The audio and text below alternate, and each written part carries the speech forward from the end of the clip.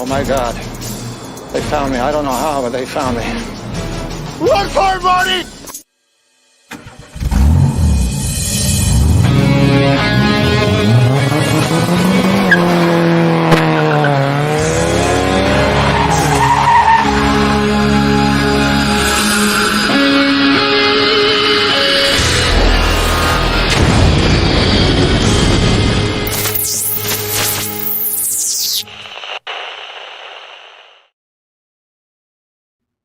Hey YouTube, Fat Pastor here. Welcome to all of the FPV enthusiasts, whoop racers, tiny trainer racers, long rangers, and freestylers around the world.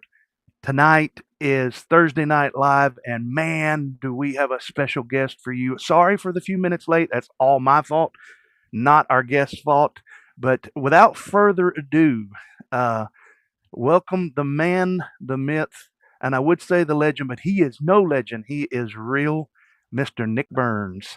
How are you, brother?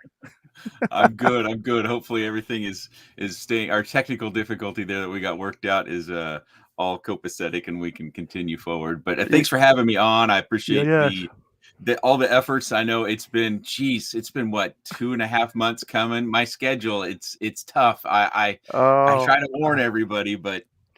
Well, I thank you so much, and Nick has been very gracious to work with, and all of that. And we had planned maybe to do it on a different night because the Thursday nights are not good for him, but it's worked out. So here he is, and without further ado, we're gonna get right into some questions, and we'll put some chat up. We got somebody lurking there in the chat. You might notice him, Mr. Infinity Loops himself. Oh yeah, I see 8-Bit and Johnny D. Yeah. And yep. Oh yeah, there's lots of them. We'll put the comments up as they come up. I'll try to. If you see something in there, Nick, I do not have Jarvis on tonight, guys, because of the delay of Jarvis, it would talk over us. So if there's something that I've missed or you really want me to see, tag me as Fat Pastor in there, and we'll get your question up to Nick. I've got a few for him as I'll start off.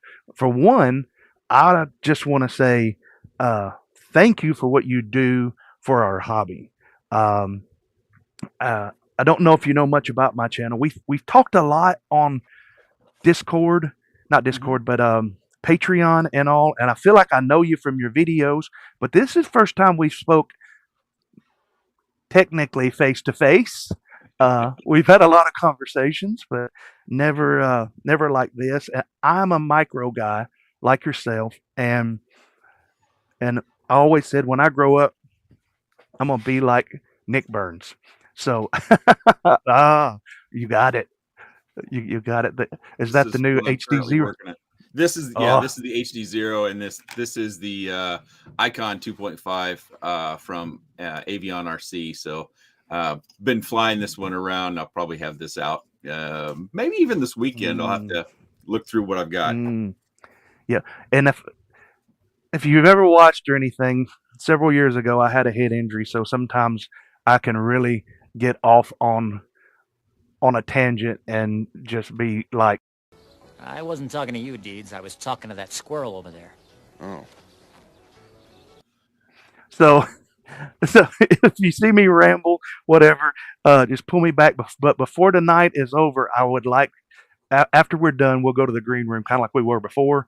But I've got to have your shirt size, because I want to send you one of these. Oh, look at that. Team Fat Whoop. It'll have your name on the back of it. Oh, okay. Race HD, because they're fat. He's tired like I am most of the time. Now, I said I'll make you like an honorary. Oh, that's the zoom in version. Hang on. Because unlike myself, you have lost the weight and kept it off. Most of it. Most of it. Yeah. I lost 115 pounds before COVID, and most of it's coming back. Those of us that are blessed with a strong appetite, it's a continual management issue. Oh my gosh, that's the part I hate. It's because even when I got down low, I knew it was still no to Krispy Kreme. And I don't know about you, but for me, eating if you drive by Krispy Kreme and that fresh light's on, I'm a pastor. It's like eating a baby angel, man. It is just great.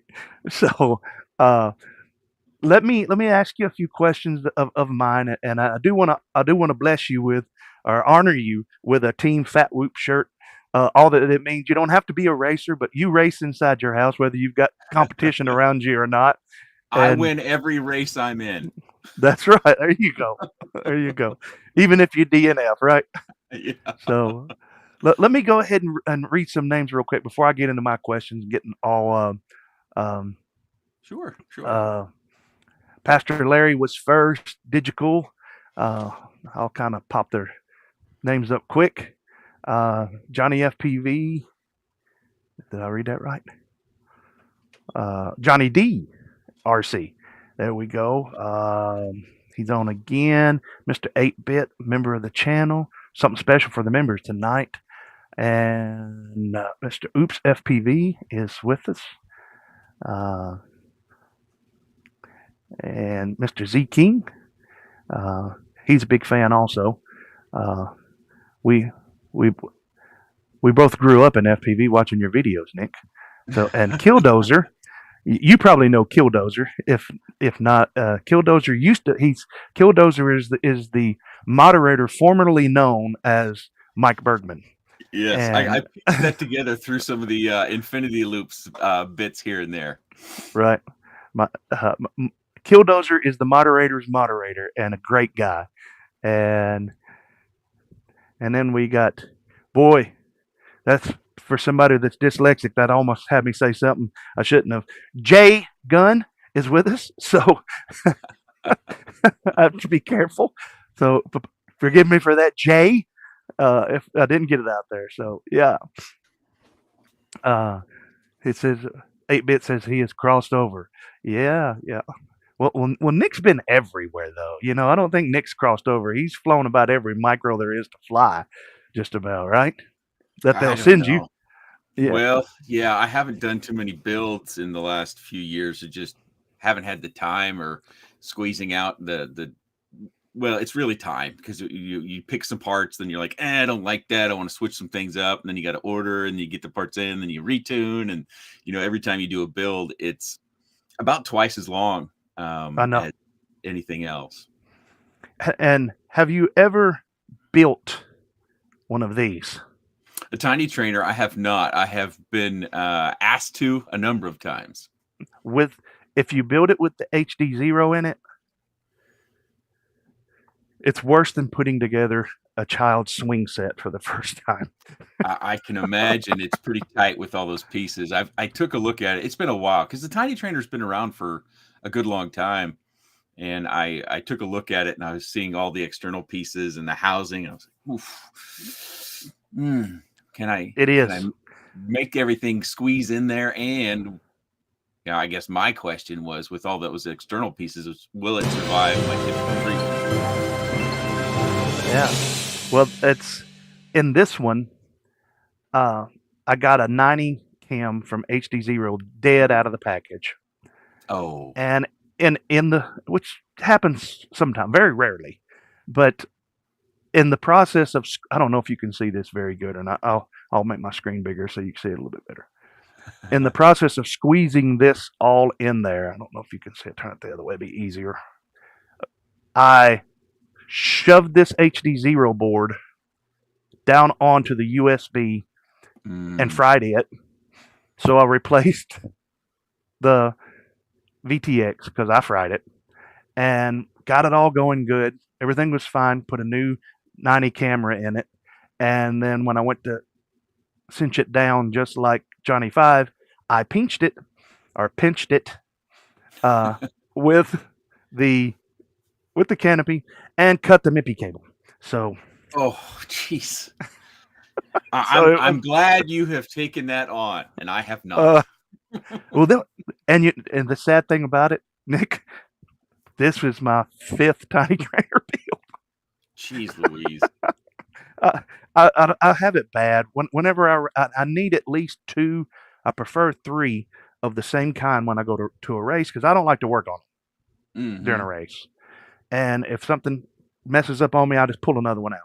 Well, Hmm. then I've had a lot of friends, and I try to get a lot of people into racing, and they're always like, "Well, sell me one of yours. You got three," and I'm like, "Okay." And going to the Knoxville races, um, I sold two of my three, so I had to build more. And I gotta stop that. That's just not smart. So Sounds like an opportunity for a business right there. Go to races and sell tiny trainers. yeah, if I was, I don't know the word I'm looking for. If it wasn't to my friends where I could make a good profit on it, it would be something Oh, different. But but friends and I want. family pricing. Yeah, that's exactly what it is. Friends and Yeah, family.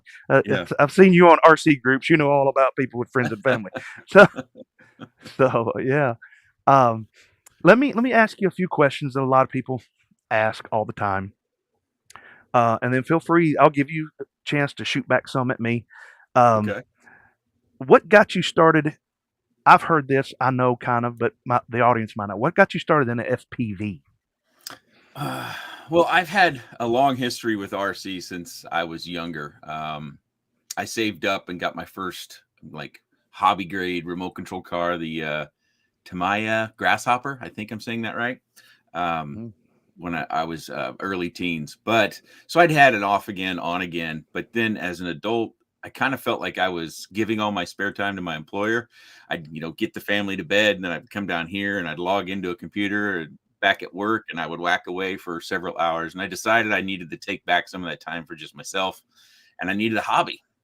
And I really didn't have a hobby at that point in time. I'd done, house projects, furniture building, remodeling, stuff like that over the Hmm. years. But I really needed something that I could just, I could do because I always kind of require some solace every day to myself, just kind of Yeah. that wind down time. Hmm.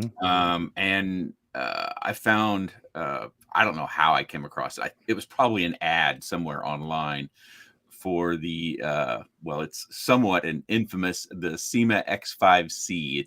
It's not FPV, Oh, but yes.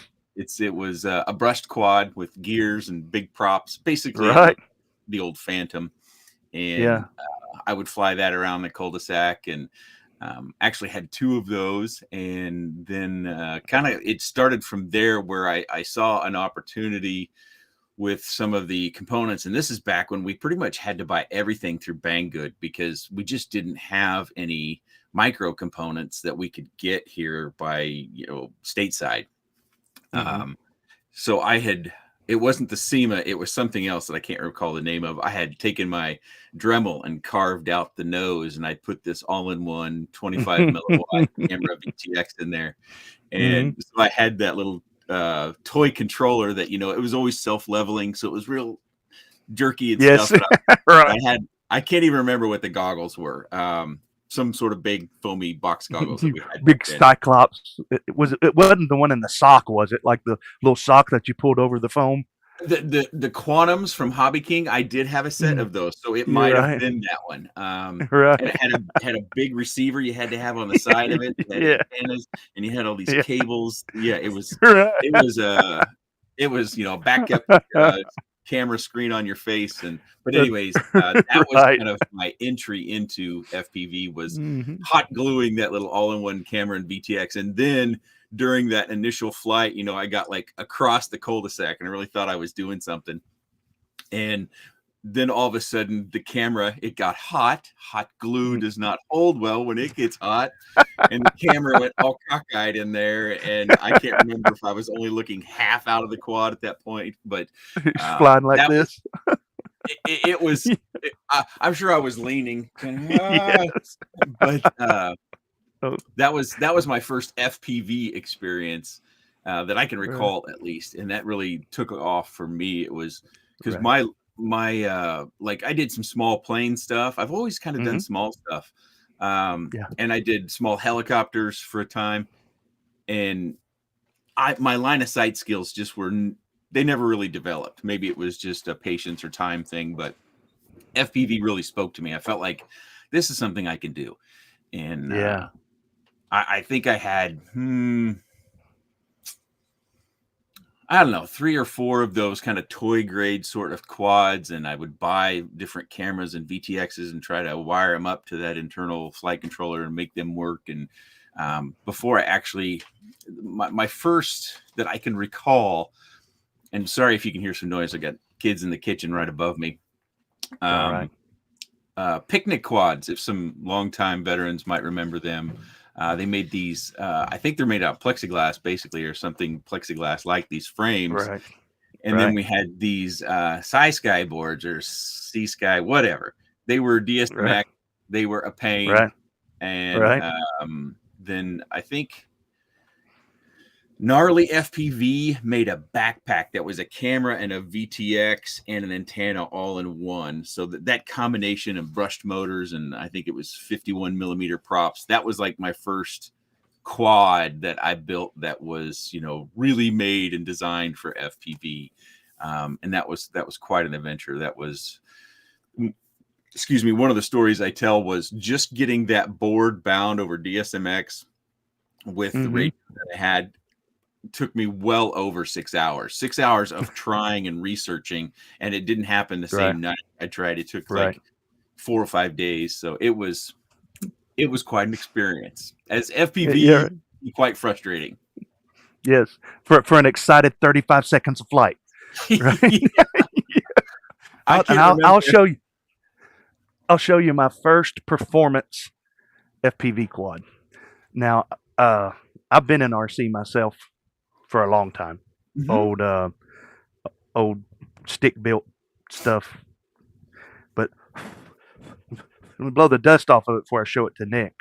This was my first performance quad. I even raced this. Oh yeah, that's the old Emax. Was that the Baby Hawk? The Baby Hawk. Yeah. And this still flies. Now it's been rebuilt several times, but now it wasn't my first quad. I did the thing, having been an airplane guy and had, you know, a head injury, lost the ability completely to fly line of sight. Oh. Even airplanes, lost it. Lost purposeful hand use. And a friend of mine introduced me to FPV. And, you know, left is always left, right's always right when you got the goggles on the right way. You know, I've told people if left's not left and right's not right, turn your goggles around. And so, but I did I went out and bought, before this, because I was flying, McFly is a buddy of mine. You might see him pop up on here in a little bit. I was flying some of his stuff, and I went out and bought the Spectrum QX180, and it had little brushed motors on it with gears, and it had carbon fiber rods to this little bot. It had a camera, a 720p camera that had a slot on the bottom of it that it recorded, but there was no FPV. So I did what you did, and I got to looking, and there was really no place to attach it on the front. So when I was going to the doctor for all my head injury stuff, I got up while I was waiting on the doctor and went to the little jar and pulled out some of those big tongue depressors. And stuck them in my pocket, stole them. The pastor stole them, and I actually hot glued them on a stick onto it. And then I noticed pretty quick that mine heated up off the wood and fell off, so I put a rubber band around it. And so I had this tongue depressor sticking out of the front of the quad with the all-in-one on it. And oh my goodness, I was like, I did it. And that was what did it for me. So you know, back then some of the quads they actually had that bottom plate that stuck out further than the top plate so that you could put a camera, whether it was a GoPro or something else, out front. TBS, even one of their first, Obsidian or something like that. I think it's called that. That was one of their first, you know, early on quads, and it had that kind of bottom lip forward sort of design, just because that, you know, we didn't know any better at the time. You know, things have done a deal since then. And I was so worried being an airplane guy. Like, I've taken a tongue depressor and moved it out, and I've hot glued a camera on it. The CG is off. It shouldn't be able to fly, but as we know, that doesn't matter that much. Nothing flew great back then, anyway. So nothing. But planes flew good. If you was into planes, planes have been RC planes. They've been evolving for far longer than quads. They've been around a long time. No, I got to do a little looking, and someone asked me the other night when I told them on the Discord that you were going to be on, and they were like, "How long's Nick been doing this?" And I was like, "Since I think the '80s." But no, no, not that long. But I got to looking, and Bardwell doesn't have you beat by very long. Oh, really? I mean, I think by maybe about a year he was putting out stuff by the time you started putting out some of your stuff. And so, and don't go back and look at any of my old stuff, please. Please don't do that. That's for you to go back and watch and to thank God of how you've improved, right? Well, I don't even do that. It's still kind of seared into my memory banks. I don't know if that's trauma that's seared in there, but we all start out at one place, and then gradually over time, hopefully we improve at all the things. And that was one of the things hopefully I've improved at as well, is making those videos. Yeah. Now, King Kike or Keck, whatever, I get it wrong sometimes. Buddy of mine sent me a picture of a SEMA drone at a thrift store for $3. I saw this and thought maybe you could use some of the parts off of it. Yes, my father-in-law actually I'm actually got a ham radio license. I'm one of the few in FPV that have a ham radio because my father-in-law is big into ham radio. And he had 3 daughters, and all 3 of his son-in-laws, we all have our ham radio license, whether we wanted to get it or not. We got it. But he went to a ham fest, if you've ever heard. It's kind of like a ham radio flea market. He comes back with a box full of drones, and he was like, "Oh, man, this guy had this for like $30-$40, Marty." And I picked it up and was like, surely there's something in there that I can use. And it was old SEMAs, and I think there was an air hog in there or something. No.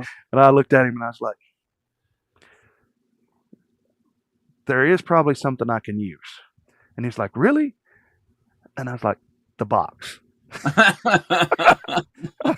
I can ship some more stuff out. I said, but you just lost all your money. It's nothing of it is any good. Risks like that either pay off big or they don't pay off at all. That's it. So you got started from so you were never in the multi-wee days, right? No. I when I first got started, they were CC3D flight controllers, and what was it? Is it Open Pilot? I think was the software that we ran on those. Just it's nothing compared to like what we have today. I can barely remember outside of the names of those things how they operated. Right. Now let's see, because I'm not sure, but I think you and I may be pretty close to the same age, and we may get to that or not. But do you have in your arsenal anywhere? Still have, because I know you're very generous, and when you don't fly something, it gets given away, or tried to give away if they will let you. And I give away, but nothing like what you do. Do you still have a clean flight quad in your arsenal that actually has clean flight still on it?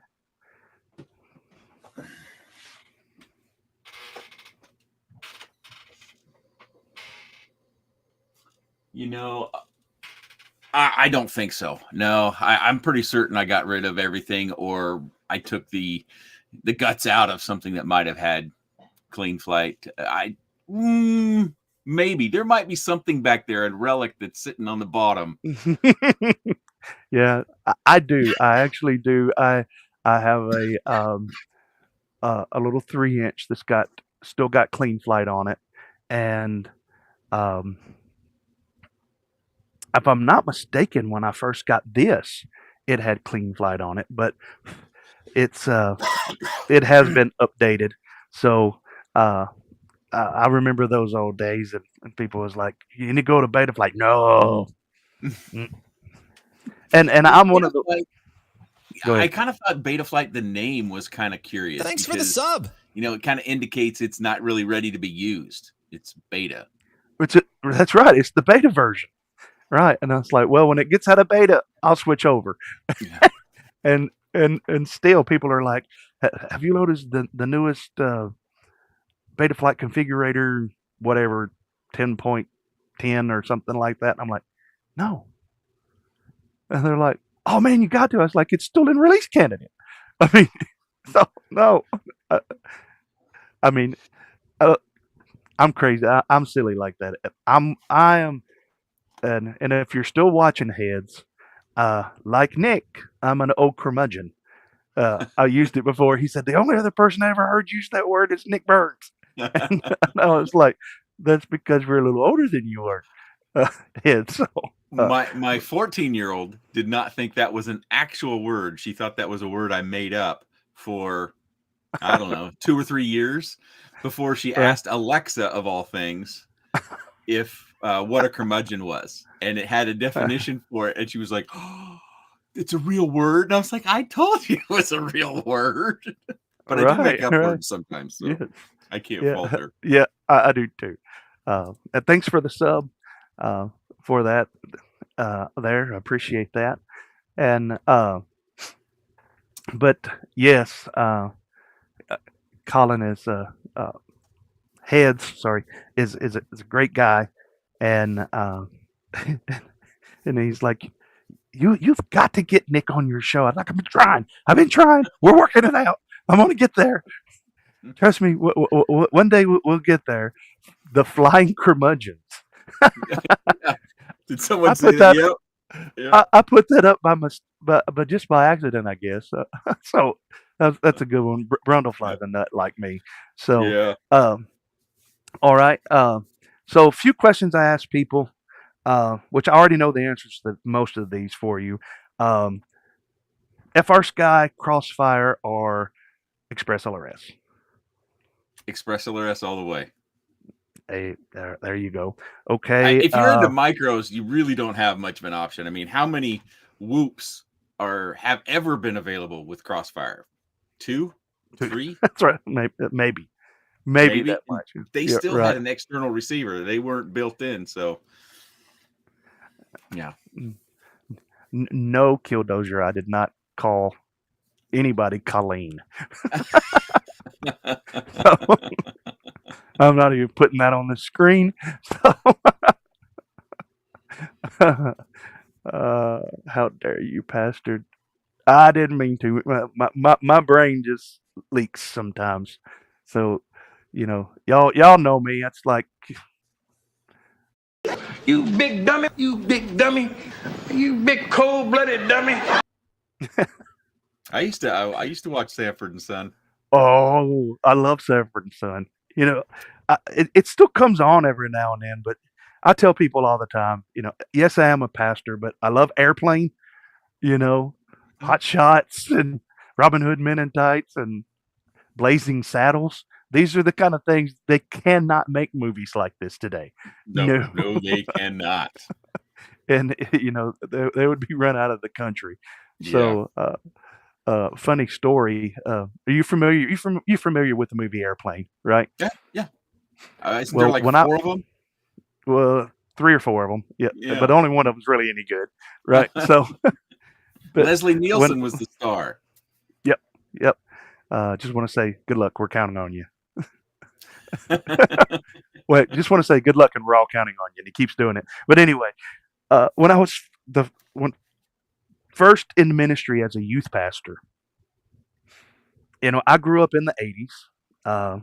I don't mind saying it. Was born in 1974. You guys do the math. And during that time when I saw it, it was on HBO during the day when mom and dad would let me watch it. So HBO during the day was clean. It was Oh, only yeah. after 8 o'clock at night did they let you see the real version. So, I mean, I watched it for forever, and I think I taped it or had my dad tape it on VHS forever. I mean, the cassette tapes back in the day when you'd put 3 or 4 on one, Mhm. and so I watched it all through my teen years, and I become a youth pastor, and I'm quoting it all the time. Don't call me Shirley, kind of stuff, and all of this stuff. You know, just constantly doing it. And one of the older guys in the youth, one of my bass players, he was in the 20s, in his 20s, and he was the bass player in our band. And he come and he's like, "Hey, look what I found at Walmart in the $5 bin." And he pulled up 2 copies of Airplane, and he said, "And one's for you." And I was like, "Thanks, man." I was like, "This is a great movie. You'll love it." I get it home and I pop it in, and I'm like, "Oh no." Not only I'm fired, I said, I pick up the phone, I call this guy. Of course, thank God he was in his 20s. And I'm like, "Don't watch this. Don't watch it." And he's like, "Too late. Already have. I've already We had a seen the full." similar experience over the course of the pandemic. We started I think it was a weekly routine where we'd watch an old movie that Mom and I grew up with. And one of them that we decided the kids were old enough for was Breakfast Club. And it's a classic, but Yeah. boy, we couldn't have been 5 minutes in before the first F-bomb started being dropped. And Mom and I both looked at each other like, "Oh, already?" And when we got done, because the kids weren't phased, they didn't even look. Right. They hear Yeah. that word. They may not Mhm. say it at home or anything, but they hear that and they're just watching. Right. Afterwards, Mom and I are talking about it's like, I don't remember them cursing so much in that movie. My memories are much cleaner than it was. Yeah. Well, see, I was watching Airplane with my wife, and there was some language and stuff, and I was like, "Well, I probably could have blocked that out." But there's one part in it when Leslie Nielsen comes out and tells them basically both of the pilots are dead. Can anyone fly the plane? And Mhm. everybody starts panicking, and a lady runs right in front of the camera with no shirt on, and just kind of bounces and runs off. And I'm like, I don't remember that at all. "It is, it is. It's in. Trust me, I learned the hard way, Nick. It's in there." So That sounds like an 80s movie, I guess. it does. I mean, it was just quick, bong, bong, bong, and she's out. And Mhm. I was like, "Oh no." I'm so fired. But anyway, I guess that led to the um to I tell people all the time I'm not that kind of pastor. You know, I'm me anywhere. So I still like Airplane, Hot Shots, all of them. And if it offends people, then I'm sorry. Y'all don't have to watch it. So I'm sure there's a Nick's screenshot gonna rewatch it. online somewhere. Oh yeah. You can probably just Yes. Google it. Airplane full nude or something, whatever. Yeah. Yeah. I think so. I'll put it here. I've seen somebody say something. Wow. It's going pretty quick right here. So was a comedy thing back then. Yep. So, but yes. Anyway, back to a few of my questions, and then we'll get to their questions and Okay. everything. I know you don't. Well, you might have these numbers. How many quads would you say you have reviewed in the 8 or so years that you've been doing this? Well, I think it was yesterday or the day before. I looked at the total number. I looked at the about on the channel, and it said there was like 1,040 videos or something like that.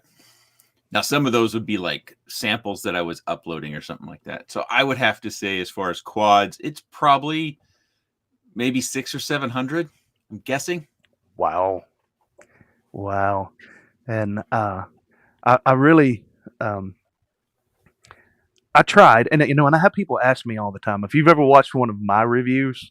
I have. don't do very many, but they're usually a lot longer form Yeah. than yours, and that's Well, one of the mine things are I terrible appreciate. long too. Well, one of the things I appreciate about yours is you're quick on the bench, So like motor post to motor post, this and that, bang, bang, bang, weights this, PH2 connector, change it, guys, and here I am. Of course, I talk slow, and people tell me that in the comments. I have my comments that if it's anything that YouTube even thinks is bad, it lets me approve it or not. Because I have kids in my church and stuff that watch the channel and all, and I have people telling me all the time, unsubbed, you talk too slow. And I'm like, so I message them back, re. Just like stretch it out. If you know the comedian Mitch Hedberg, which I'm sure a few people that are watching do, he's got a great one-liner about that, and it's you can't please people all the time, and last night all those people were at my show. That's it. Yeah. I think I've Mitch heard him Hedberg before. up.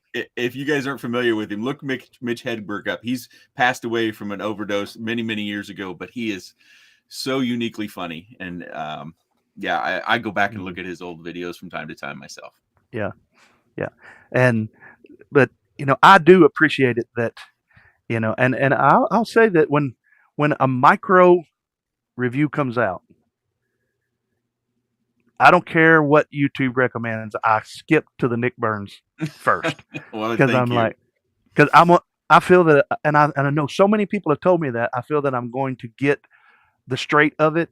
I remember, of course, my head injury, some of my memory's not correct. I remember a time with your honesty about China Hobby Line batteries to the point that you was like, you know what? Just stop sending them to me if this is what you're going to do, kind of stuff. And I was like, wow, I've not seen that before. At that time, a lot of people was just praising them and all, and you're like, it's just not honest or whatever they were doing. I don't remember exactly what it was. Well, and it's not necessarily that they were being dishonest. It's just, well, I guess all of our battery companies are dishonest in one way or form or another, if you want to look at it that way. But Chabe Hanaline, at the time, I didn't realize what I'd signed up for, which was kind of a funny thing, but I was actually a team pilot at that time. And I was thinking that I was going to help them evolve into making batteries that were more compatible for more micros. You want as much capacity and voltage as working voltage as you can get into a micro, but you want it to be as light as possible as well. And that was, I learned a lot about the underpinnings of a lot of things. And one of the things with them was, I knew that the capacity, they were underrating the capacity. That's one way. If you compare, with this 450 from China Hobby Line, I got this sort of flight time. But with the 450 from a competitor, I got this sort of flight time. But if the 450 is actually a 520 or 550, and you're comparing it to an actual 450, then you just use more capacity. But on the other side of things, if you have an impact with that heavier battery, you have greater possible damage when you have that impact or crash. So it was, I'm not saying their batteries aren't good, but it was just one of those points where and there were other things going on as well, but I was like, I've got China Hobby Line batteries and I've bought a few over the years just to kind of sample them again to see if anything's changed. And that's something they've decided to do. Yeah. See, and that's what I remember. I remember that my memory does serve me correct. That I don't remember what it was. I'd broken open a battery. When I don't know if you ever did it, but when you're new in this hobby and everything's breaking on you, and you get a 4S pack that's got one dead cell in it, and you're like, okay, I'm gonna pull it out and I'm gonna make a 3S pack out of it, and all of that. And I cut open a China Hobby Line pack, and clearly on the sale it was printed something different than what was on the outside. And I was like, that's how they're getting longer flight times. This is not a 400 milliamp pack. This is a 650, and sure enough, and then you come out and set it on your channel, and and I knew that you were I, di- I think I knew that you were a pilot. I knew that in some way there was a sponsorship going on there and an agreement, and that you were like, regardless of the agreement, this is what I found, and so I think you guys should know it. And from then on, not only did I already had a respect for the way that you did the reviews, but from then on, I was just like, this guy's got character on top of it. So that's to me that goes a long way. Yeah, that only lasted about 6 months. The character part. It depends on who you ask. But the team pilot sponsorship, whatever, by China Hobbyline back then, I messaged the team captain, and that communication really wasn't flowing very well. So I just messaged the actual company person, the one contact that I had, and said, "Hey, I appreciate what you guys have done and offered, but I'm going to go my own way. Good luck to you." And that was it. Yeah. So, Willpower says that Nick is like the Keanu Reeves of FPV YouTubers. Not a single community member has ever had a bad thing to say about him. He's a legend and must be protected at all costs. Well, don't go digging through the comment section. Because you'll anytime you get a group of people together that's big enough, you'll find people that don't agree. Yep. And that's kind of always been something I've kept in the back of my mind is, this is not something where I want to control the messaging on the comment section. And I've had people say that you deleted my comment, and then you go looking for it, you can't find it, and then you just tell them, "Hey, I actually don't delete comments. With one exception, if somebody is in there, as the English like to say, effing and jeffing a lot, then that one will go away. Just because if we can't communicate without a lot of cursing, then let's just do something else." But and then they've got the review section built into the YouTube studio, and I go in there once a blue moon when it kind of dawns on me to look through what's in there and approve those things. But even out of there, it's pretty rare I don't just approve them. Yeah, and in that, my understanding, because I've had people say, "You deleted my comment," and when it was something that effing and jeffing, as you're talking about, especially about someone else, just because you see your comment in YouTube does not mean everybody else sees your comment. My understand is when you post it, YouTube is going to put it there like you posted it. But if the channels, or if they hold it for review, only you can see it. So if I'm going through the channel and I'm like, "No, I don't think you need to say that about this person," and I was like, "Don't show," then it goes away. And that's my understanding of how it works. So it may not be some that people Nick just get blocked by YouTube too. I think they hit send on the comment or post, I think it actually says, and it just doesn't go in.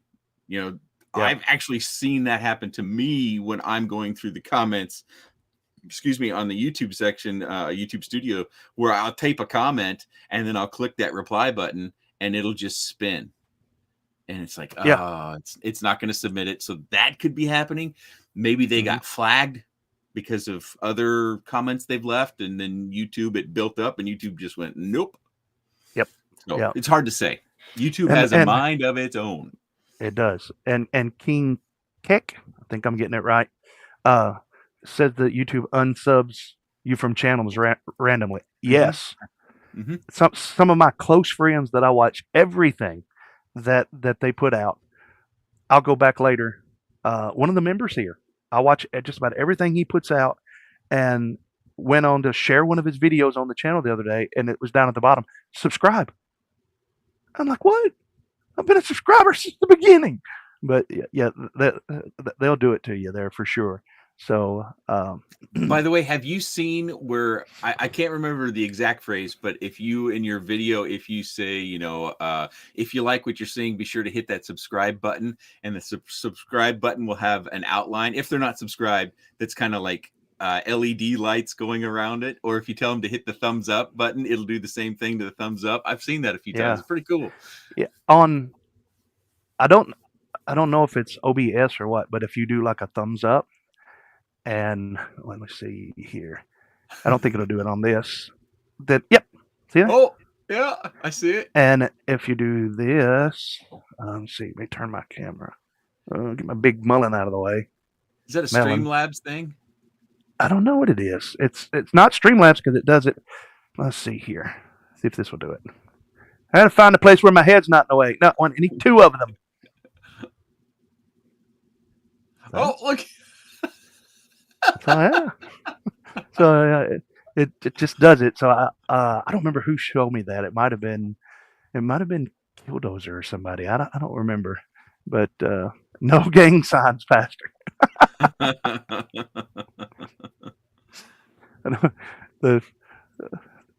My daughter told me the other day. She said I ought to do this right here,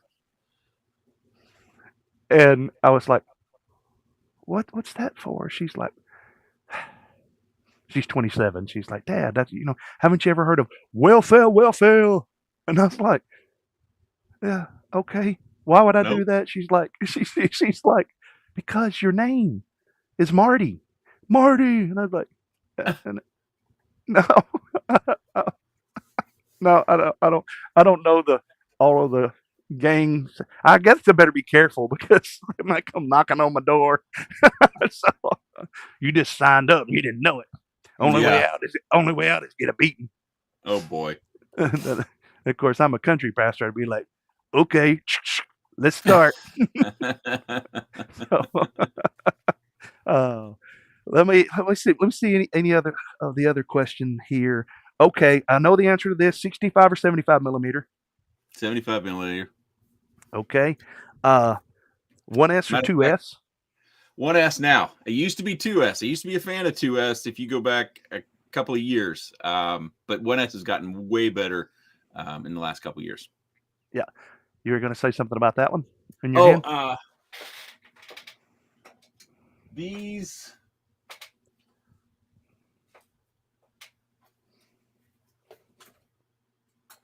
Of all the whoops I have, these are the only 65 millimeter whoops I have. These four. Okay. One of them is a fractal. All right. And this is actually 65 millimeter, but I think it's 35 millimeter props. But that was a build. And then, I'm missing one. The analog Mobula 6 2024. But yeah, I don't have, I usually transfer them all over to a 75 millimeter frame, but the new Mobulas come with 0702 motors. And I think I tried pushing 40 millimeter props on 0702s, and I didn't care for it. So might have to stay 65 millimeters with these. Yeah.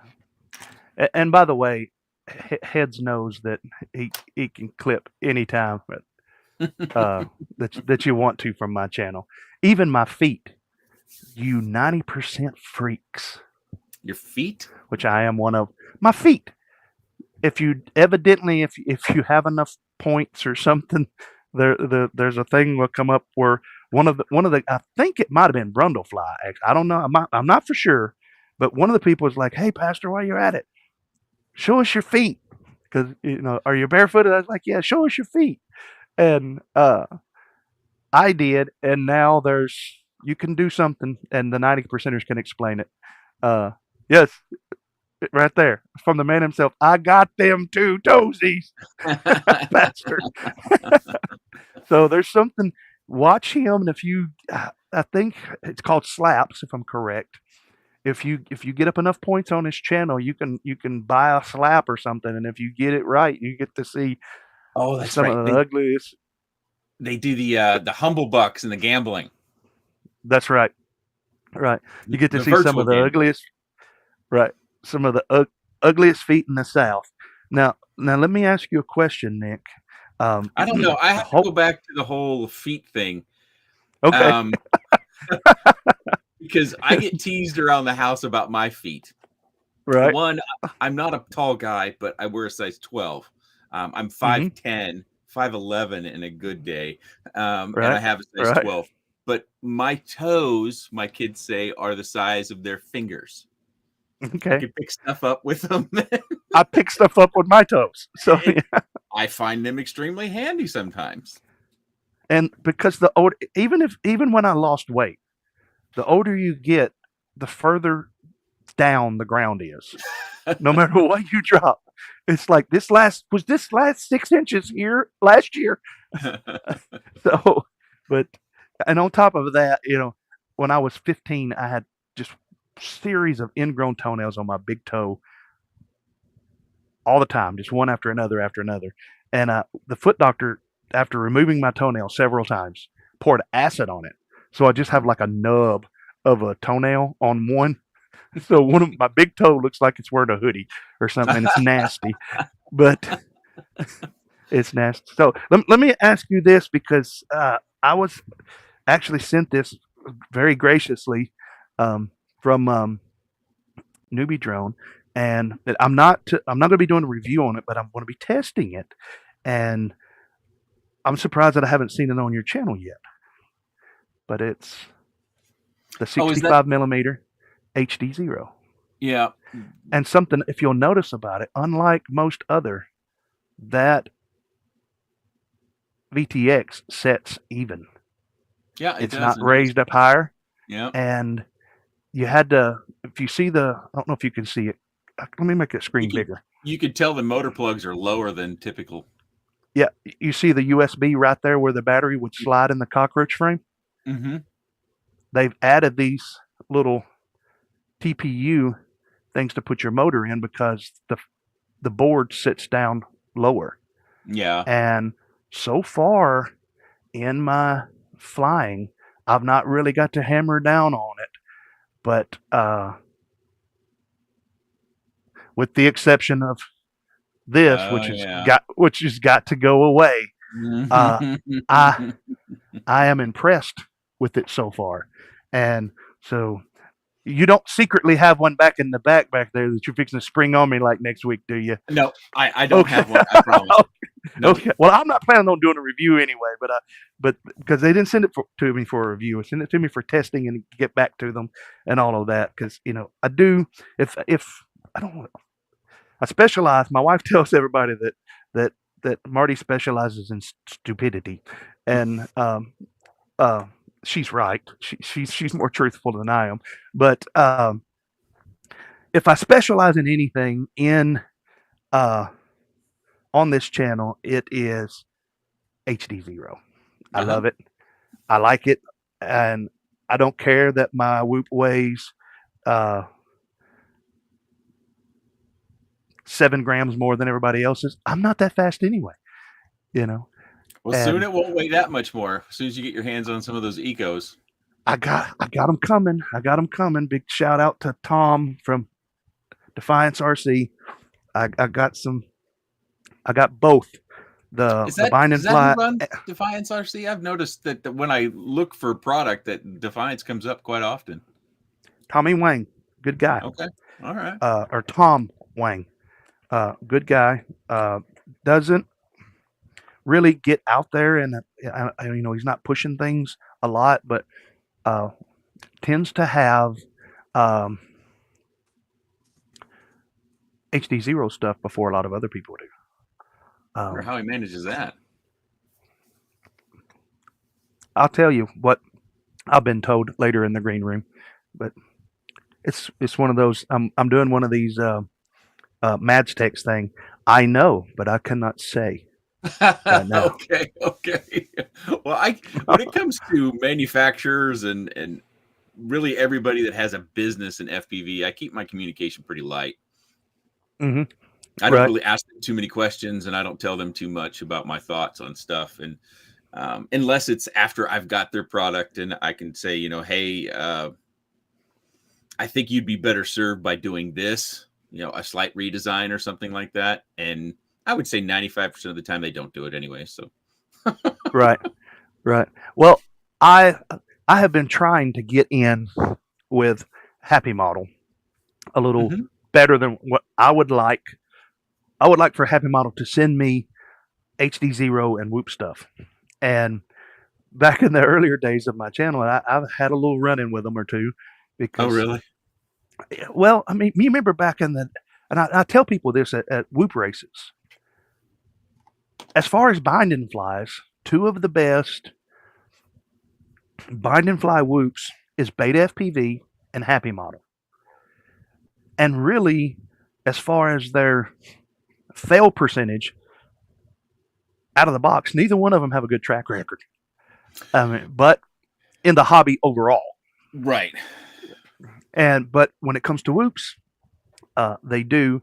And I was gaining some ground. They're like, you get over 4,000 subs, and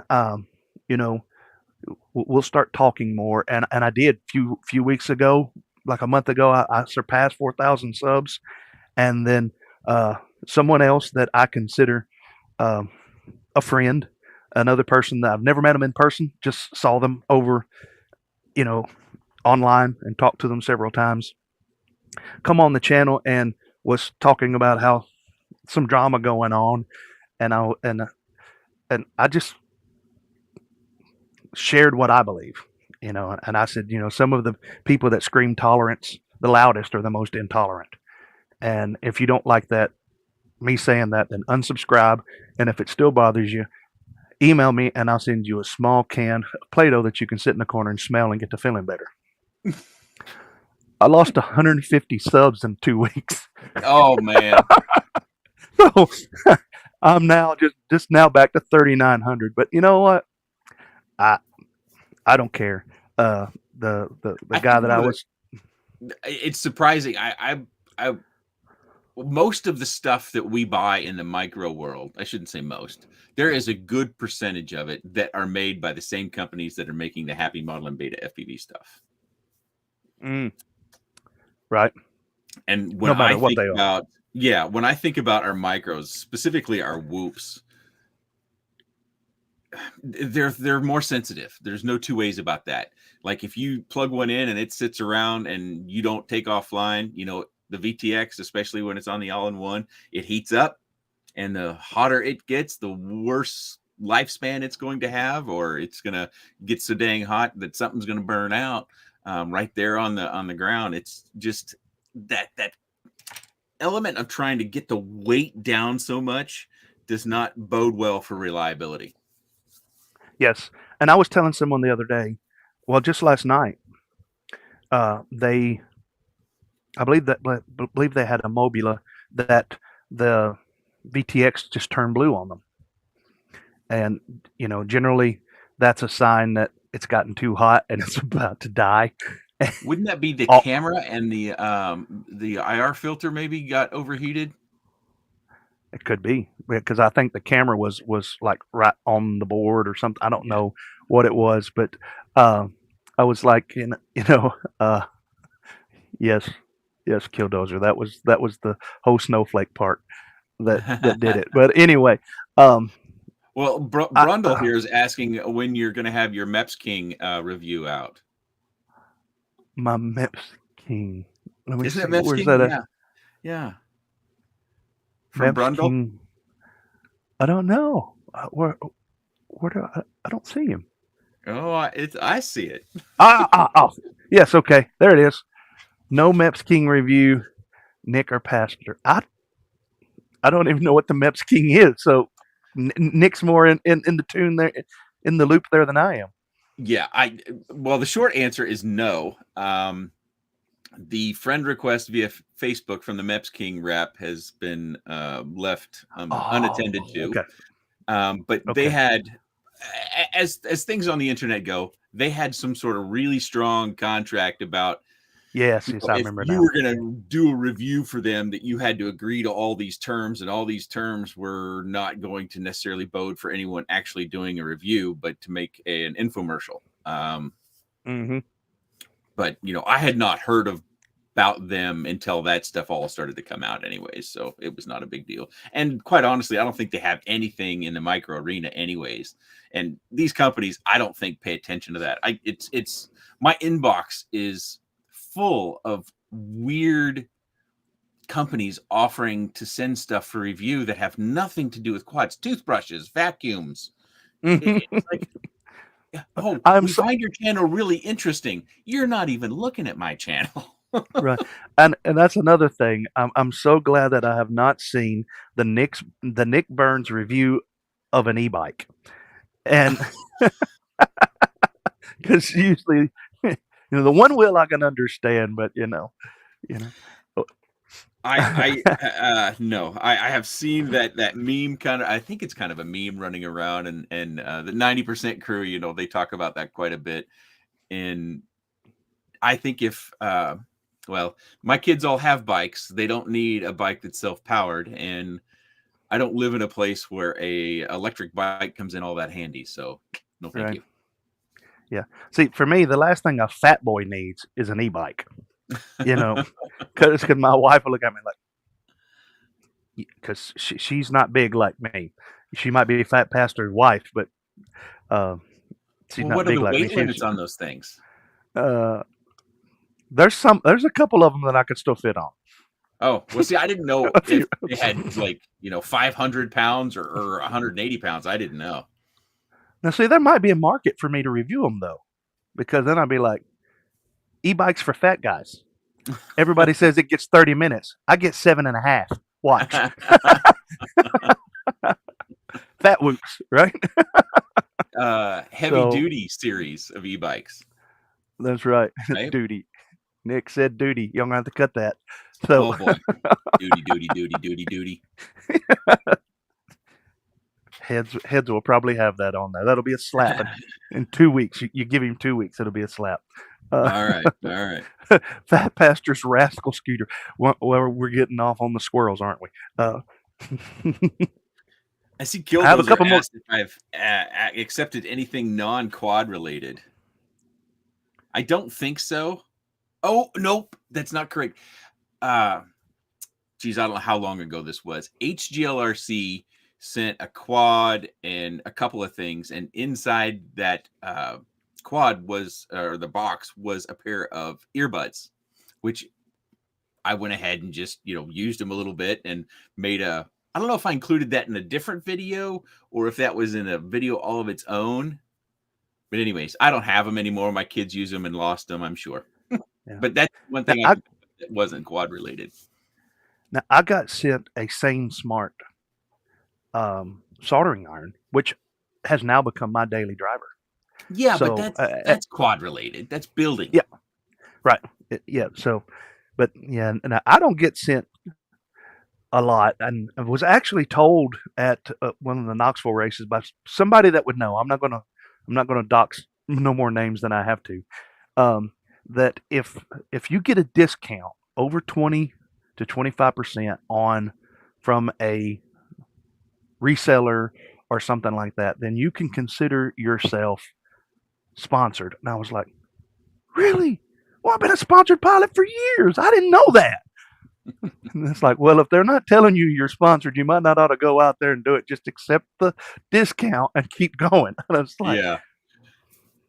Okay. Well, yeah, I guess you could. I mean, because that's how bad some of the sponsorships are. I think is they get discounts on parts. They don't even get free stuff. I think some of them. I'm not that well connected, right. So anything I might say is well dated from that China Hobby Line experience I had 6 years ago versus today. Who knows? Things could be well different.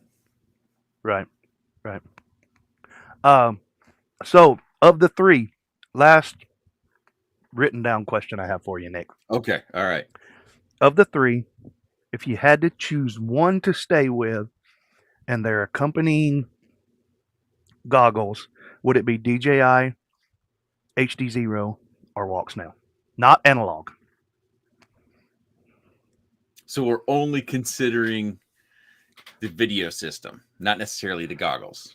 Well, no, you can take them with their goggles, but if you had to choose one, if they come out and said, you got to choose one company. If you choose me, the other two are leaving. You're not getting any more stuff. You can't have our stuff. You won't have it. It's gone. Now, is this a new product or is this just one of the current standing products? Well, of the three major, okay, DJI, HDzero, or walksnail. Can I still fly analog? If the goggles will let you. Okay. Well, I think that's the case you still go with HDzero because you can fly analog, you can still fly walksnail. The only thing you can't do is DJI. Okay. You were probably trying to paint me in a box and didn't get me there, weren't you? Well, I wasn't really trying to paint you in a box, but most people, when I say something like when I ask them that question, they go with DJI. But Well, I think I'm a micro guy, I've though. heard a lot. Yeah, that's right. But I've heard a lot of people. There's been a lot of people messaging me lately about the HDzero goggles because um, I associate and fly with a lot of DJI pilots that race whoops with the analog module, and On DJI I'm goggles? assuming, yeah, There's yeah. a Look, fairly heavy delay there. look there. Don't take my. I've tried to tell y'all, but it just come from the Mac Daddy of micros right there. He didn't only say it, but he looked like he was gonna puke there for a minute. So If someone's having fun, I don't have any problems with them doing anything they want. But I think if they're racing specifically, they're kind of handicapping themselves. or even flying fast in your house, like Nick does. I mean, if I switch between analog and anything it's not analog or HDzero, it takes me 2 or 3 flights to kind of get readjusted to, and I've got a fair bit of muscle memory because I'm doing the same sort of circuits for the most part. Mm-hmm. So there's an adjustment there. And with DJI, I have to actually, instead of trying to go at my normal rate, I start out real slow in the house and try to work up. So I can kind of it's almost like flying new again. Yeah. For me, I tried DJI, and after I didn't need glasses until my head injury, jacked my right eye up pretty good. So my right eye is different than my left eye, which HDO2s and the HDzero goggles. Yeah, did you see that comment I put up there? It uses the same technology as the Death Star. That's great. But I tried them, and now I've not tried the V3 goggles yet because I know you can do that, and I'm almost a little afraid to now. But I have not flown DJI or seen DJI through a set of goggles that didn't jack with my head. That blurring and stuff in the corners, and people say they turn it off, but still, I guess it's that big screen. It doesn't work well with me. So I went full out when Shark Bite.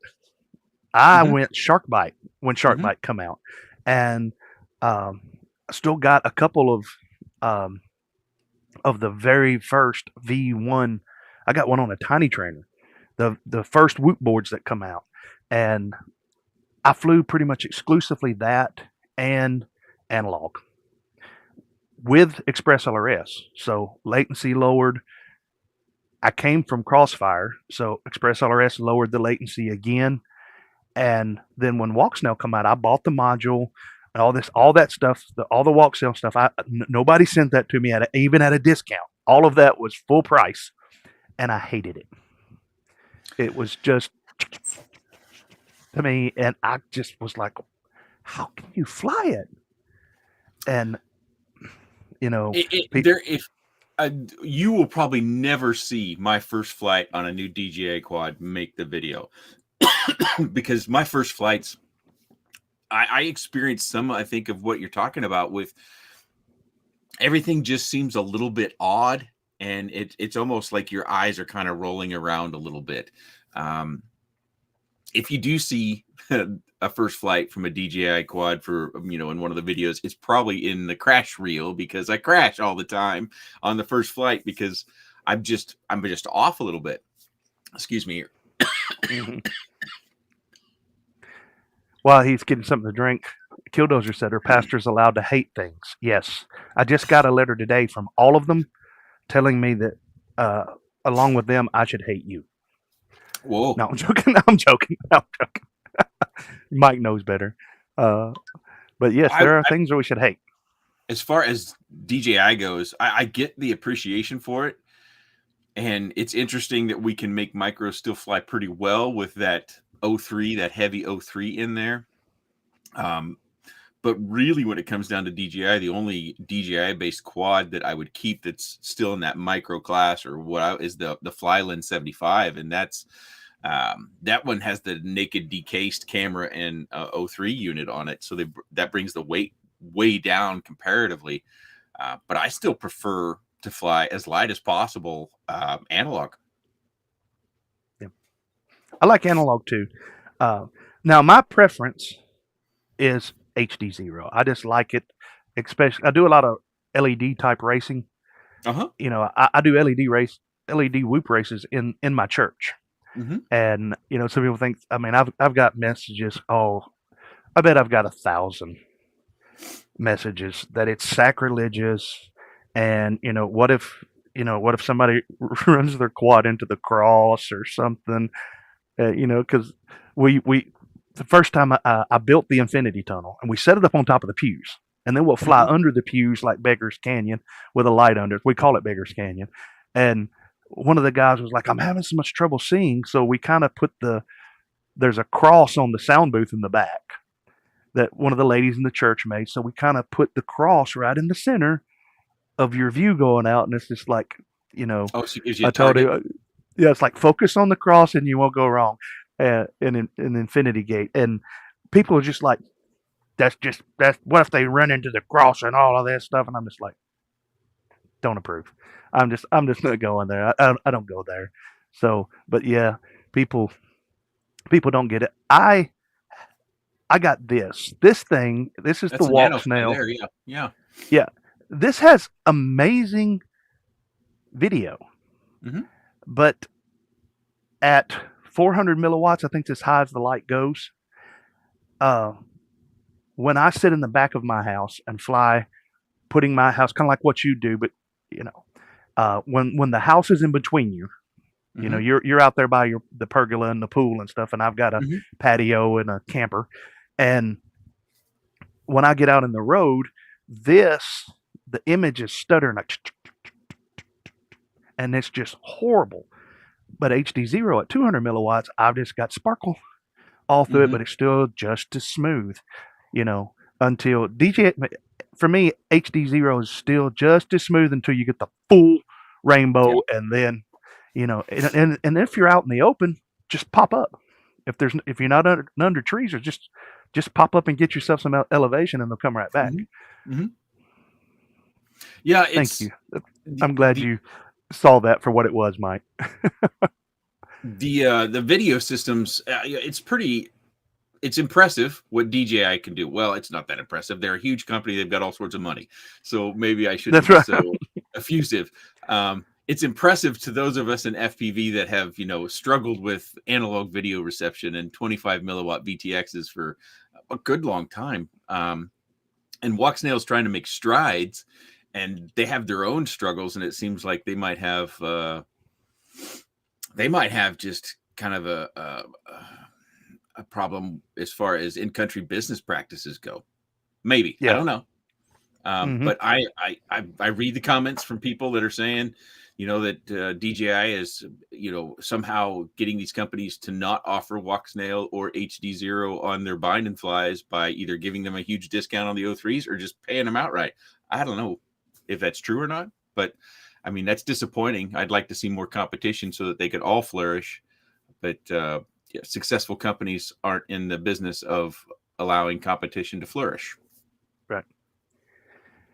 Now, let me ask you a person. I agree with that. And I don't like that practice. I didn't like DJI before they ever come out with FPV stuff. I had the Phantom 3. And like you, I was on RC groups during all that time. And you probably remember when all of the posts come out and people were like, they're sending your video and your coordinates. It's all going back to China and all of that. And I was like, really? I got to looking in, and I have a brother-in-law that's a computer whiz and everything, and he got to looking into it a little bit and stuff, and he's like, yeah, what they're saying is possible. I don't know if they're doing it, but what they're saying is, you know, it's taking so long for a download or something, it can be talking back and forth or something like that. I don't know. But then I started being like, well, I don't know. And so um, I I had I had some T-shirts that I don't know if you've seen this. I've got this. That's Calvin. I made this peeing on remote ID. Oh, okay. And I had a whole group of T-shirts with Fat Pastor on the front of it, and instead of that saying remote ID, it said DJI. Uh-huh. And um, I don't know if somebody reported me or what, but Teesprings took all those down, and the Calvin peeing and all that. I think I've just now got DJI back and all of that, but nothing with the remote ID and all of that. But that was a pretty good seller for a little while. Calvin peeing on DJI, and it worked for me. It helped. It helped all of that. So, do you have any questions for me, Nick? Or I didn't come prepared for the reverse. I guess I didn't come really prepared at all. I was just concerned about getting here and getting connected. That was my main concern. Well, when somebody sends you the wrong link, it's pretty hard to get connected correctly, right? I think what you was on, I had some friends because I was struggling between doing this on OBS, which is what I switched to, or doing it on this platform. And I had some friends the other night, and one of the streams had the same thumbnail, but it said practice stream. Oh. And I think that's what I sent you. So we were on. I was on with two friends, Digital and Oops. They were in the chat, and we were just going over, the latencies on whether they, Jarvis would work or not, and all of that. So at the end of the day, I got to make a decision. There's some things that I can't do on here, but it makes the connection between me and the guest much more stable. So that's kind of why I did it. And let me ask this question, because I see it in the heads definitely right. I should have held off on selling my HDzero goggles. The Eco is too darn cool. I watched your video, and yours was the first video that I watched on it. On a percentage, how much difference would you say the image quality is between the OG HDzero Whoop and the Eco? Yeah, I'm not highly discernible in all that stuff. Again, my preference is to fly analog still. Mm-hmm. A percentage that it's different, I would have to do a side by side, which I still have not done.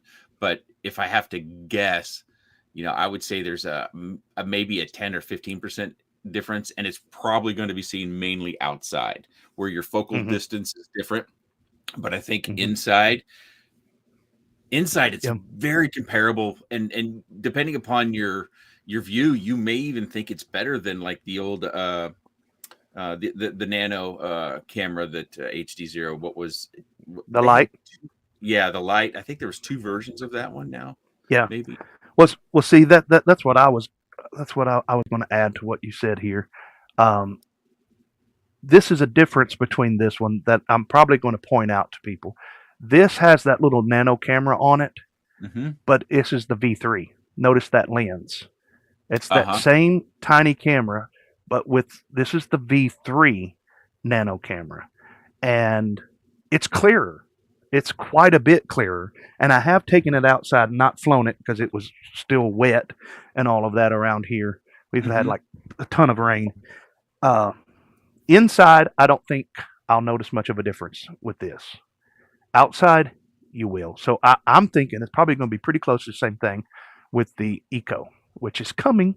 So I'm just not one of those early adopters. The Eco, that price point is pretty compelling, and the ability to have a $150 Whoop with HDzero in it, that's very compelling, at least for people who like HDzero. And honestly, as far as whoops go and crashing and that MIPI cable, you've got to put something on that MIPI connector, or it's going to be popping off a lot, and it can be kind of fussy, working inside of our Mhm. whoops and getting that MIPI connector back on there. I'm sure most people have heard me say, one of my favorite go-to adhesives is E6000 or welders in my case, and just a Mhm. real thin layer, almost like you just, I put, usually I have a prop or something laying around, and I'll Mhm. just put some on the prop, and then I'll just run it across the MIPI connector, and it leaves a real light layer that you can Mhm. still pull the MIPI connector off, but it keeps it connected to the, there you go. Keeps it Have you connected. used these yet, Nick? From I'll turn my bench cam on. It's better at the little stuff. I really like this from TinyWhoop I've seen because that. I don't think I have any though. you've got the little needle there, and this really good for getting Oh, onto MIPIs. And they got it in the 7000, which is just thinner. So yeah, I it'll actually do have some. yep. I've got 2 So bottles of it here. yep, with that little needle on it right there, it makes a difference. So you Uh-huh. don't have to use the whole prop thing now. So Yeah, and it makes it to where you can actually take the cap off without getting a tool out. Like on my my welder, you get a little gunked up, and you can't get it with your hands, so you've got to get a right. pair of pliers out and twist it off. But yeah, I've got some of that. Or is that upside down? Yep. Oh, That's upset, but it's good. Yep.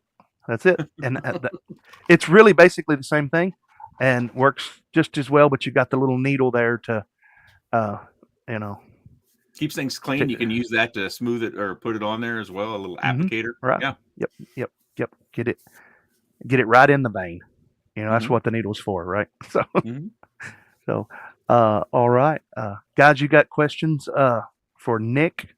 Well, Now I'll take a go ahead. moment here. And First Squadron had a request. It was probably 10 or 15 minutes ago, but I'll honor that request.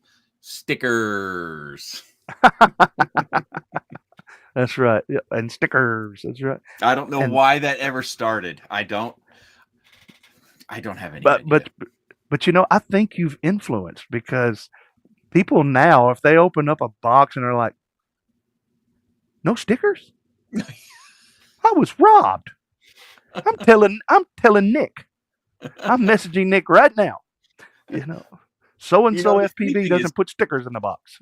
I don't put stickers on anything. I'm kind of a minimalist in that regard. So I take all the stickers I get and put it in this Ziploc. And then when I do giveaways, I throw 5 or so in each of the boxes so that other people can stickerize stuff. Right. Now you're doing something with logos and stickers now, aren't you? Didn't I see something? Was that on Facebook? Yeah, I posted. I was looking for a graphic design person, an artist. I just don't have those. Well, I don't have the skills or the creativity. But really, what I was looking to do is just develop a few things that we could put on stickers, and I could send those over to Jesse, Mr. TinyWhoop, Mhm. Jesse, so that he could include those things in FPV Outreach, which is a program that I try to support. That they send you subscribe to FPV Outreach. I think it's via Patreon now.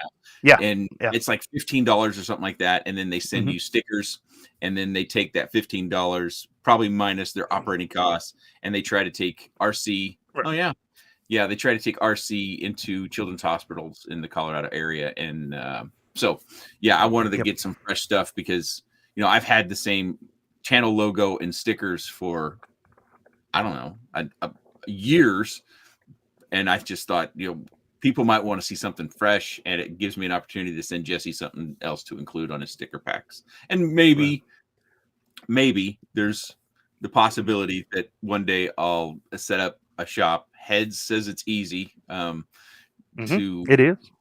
do stuff, so if people want some of those sort of designs on something, there's one that one of the artists is working on. I've actually got more than one artist working right now. I found out they're really expensive, but anyways, that I think I would want on a hat. And so I'm curious to see where that goes. But yeah, should have some new stuff. It could be a few weeks yet though, but start out in definite sticker format because that's always cheaper and easier. I know where to go and get stickers made and paid for.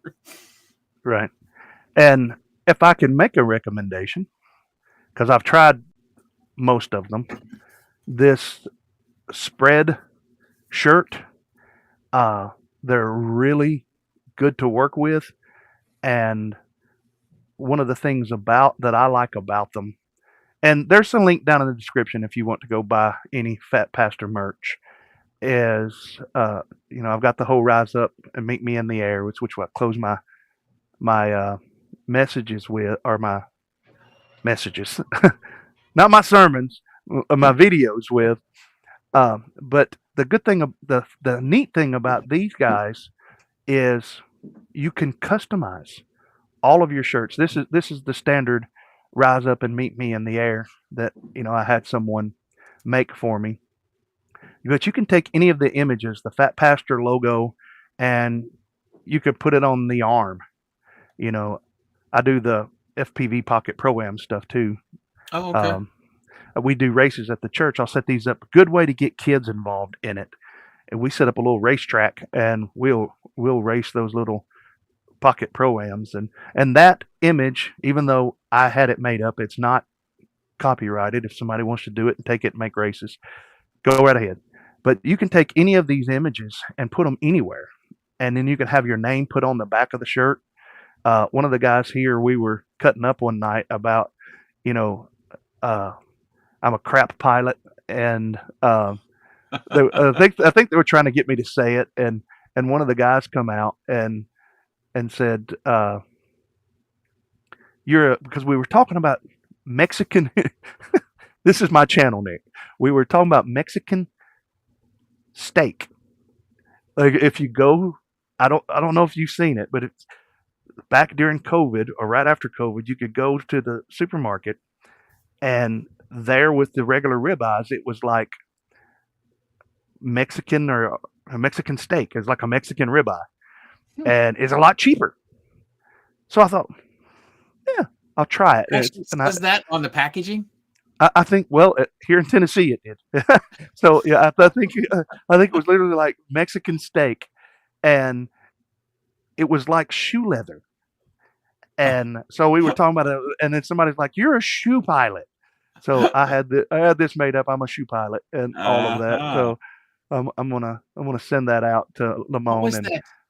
There used to be like I remember as a kid, we didn't get steak because we were pretty broke, but there was some sort of meat that we would get that looked like it had that tenderizer hammer thingy that had just been wanged on a bunch of times. Yes. Yeah. And you would cook it. You basically just fry it in a pan, and then you would kind of just ate it with your hands. You just chewed on it and chewed on it and chewed on it.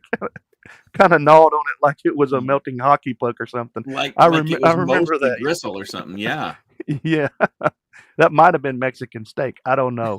But I remember we were talking about it. It's one of those squirrel moments on my channel. And it was just funny because somebody come out and said, "You're a shoe pilot." And I was like, I'm going to put that on a t-shirt. And it's actually sold pretty good. So, I'm a crap pilot, into the whole fractal sucks and the logo thing and everything. Even I'm a crap pilot. I used to work at an airport, I ran photogrammetry for years. Flew up an airplane, take pictures. That was a common thing among pilots, especially pilots in the military. Oh. If you made it into the pilot program, but you weren't good enough to become a fighter pilot, then you were a crap pilot. Oh. And they would give out shirts with the Air Force, "You're a crap pilot." Or they would refer to Marine helicopter pilots or Army helicopter pilots as crap pilots. Only the best pilots flew, C-130s and fighter jets and all that kind of stuff. All of the crap pilots got, sent to do the turboprops and all of that kind of stuff. So that's where that's at. I pulled up your merch shop. Do they make you create an account and log in just to see your shop? Or is that maybe you've got the back end link for your viewing on there? I don't know. You can send it to me later. Okay. So what you're telling me is it like I sent the link to log into my shop. Well, you didn't send the login and the password, but you sent the link potentially that goes to the back end because it's partner@spreadshirt.com/login. And so you have to have an account right there. I need to fix that then. It should have come Okay. to what was on the screen here, which see? But that's the store. See, the shop. I don't know of another way. I probably need to go into it from another computer, not logged in, and just log into my shop and get because yes, see there, that is what I sent. But yeah, you won't. Okay. I was just curious because I was like, surely they'll let you look at all the stuff available to buy without creating an account first. Yes, they will. They will, and it's also What's the material like? It's good. It's good quality. It's what this is. That you can get Gildan or whatever they're called. Gildan? The Gildan shirts. There's premium shirts, like the premium T-shirts. Oh, I like this. The premium shirt. I like it better than the Gildan shirts because it's got the nice collar and stuff on it. But yeah, I've not gotten a bad shirt from them yet. And Teesprings was the other that I used to use. I tried to use another one, and it was just you had to pay a monthly subscription fee to them to use. Yeah, and I was like, I'm not doing that. So, but this one works well for me. And the thing that I like, all of them are about the same price, but the thing that I like the best about this is, I don't know if you can see this, but you can have them customize and put whatever you want on the back of it. And you can put, any of the other even your logos. So like if you wanted to make one of these and you can add your Nick Burns logo on the shoulder. Okay. Oh, that's cool. And all of that's through Spreadshirt. I guess that's right. And I really like them and all. And that being said, let me see. I'm going to give away a shirt tonight if the chat will work correctly. In Nick's honor, I'm going to be sending him one anyway. But I'm going to start a giveaway. This is for everybody. And all you have to do, you have 7 minutes. And you need to, I believe it is, put ! Nick Burns in the chat. And it will, let me make sure that I'm got the settings correct there. Nope. No, what? Wait. Did I not save it? It might be frames. Hang on. I might have messed up. Oh, come on, Marty. It should pop up in the chat and tell you what it is. Yeah. Let's see. Nope. Because it would have put Killdozer's name in it. Brundlefly. It's saying it's active. Hang on, guys. I might have jacked it up. Let me go back and look at the settings. Wait. Somebody got it. Right there. Hang on. I'm learning. They're like, Marty, you've been doing this for 2 years and you're still learning. Yes. Because I keep changing. Yeah. Jake FPV put in ! frames. Yep. Do that. Yep. It's frames, but you'll get a T-shirt. Put that in there. And yes, Oops is right. Brundlefly's right. And members of the channel, when you put your name in there, you get in twice. So that's one of the perks for being a member of the channel. See down in the description below. Shill. But membership gets you entered twice. The channel memberships, at least I don't think I've done it. Yeah, you have to actually go in and set it up, and it would show up on it. And it's just where people can get all that I really do. Heads does a lot more. He's a person to talk to. He really offers a lot more. Has a movie night for his members, and and I'm a member, and I've never made it to a movie night. So, but I'm still a member, and he's got the outtakes as well. I think he's got a bunch of outtakes that you have to give the member to get. new releases, like that there's things I post some videos that are only released to the members. Um, stuff that I can't put out there for the whole world to see yet, or something that I'm working on. The members get to see it and know it, so it actually works pretty good. And so we're 4 minutes into it, and if and when Nick gets his merch channel set up, right, in the future, just message me, Nick, and I will give away a Nick Burns T-shirt one Thursday night.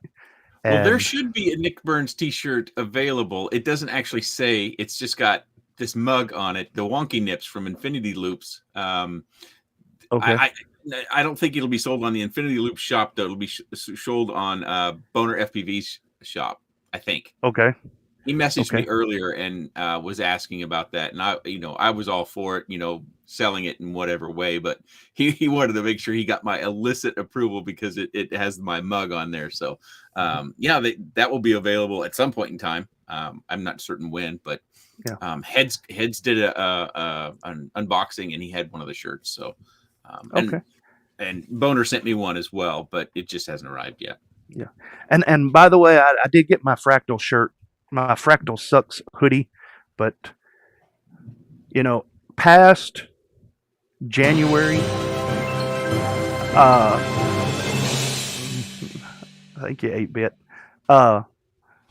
Past January, you're not gonna find this fatness in a hoodie. So it's got to be cold before this boy's going in a hoodie. But I did get one, so it's there. So also, Well, it can't get that cold in Tennessee. Well, it has the past couple of years. We had a real hard cold snap the past 2 years. It was like sub-zero.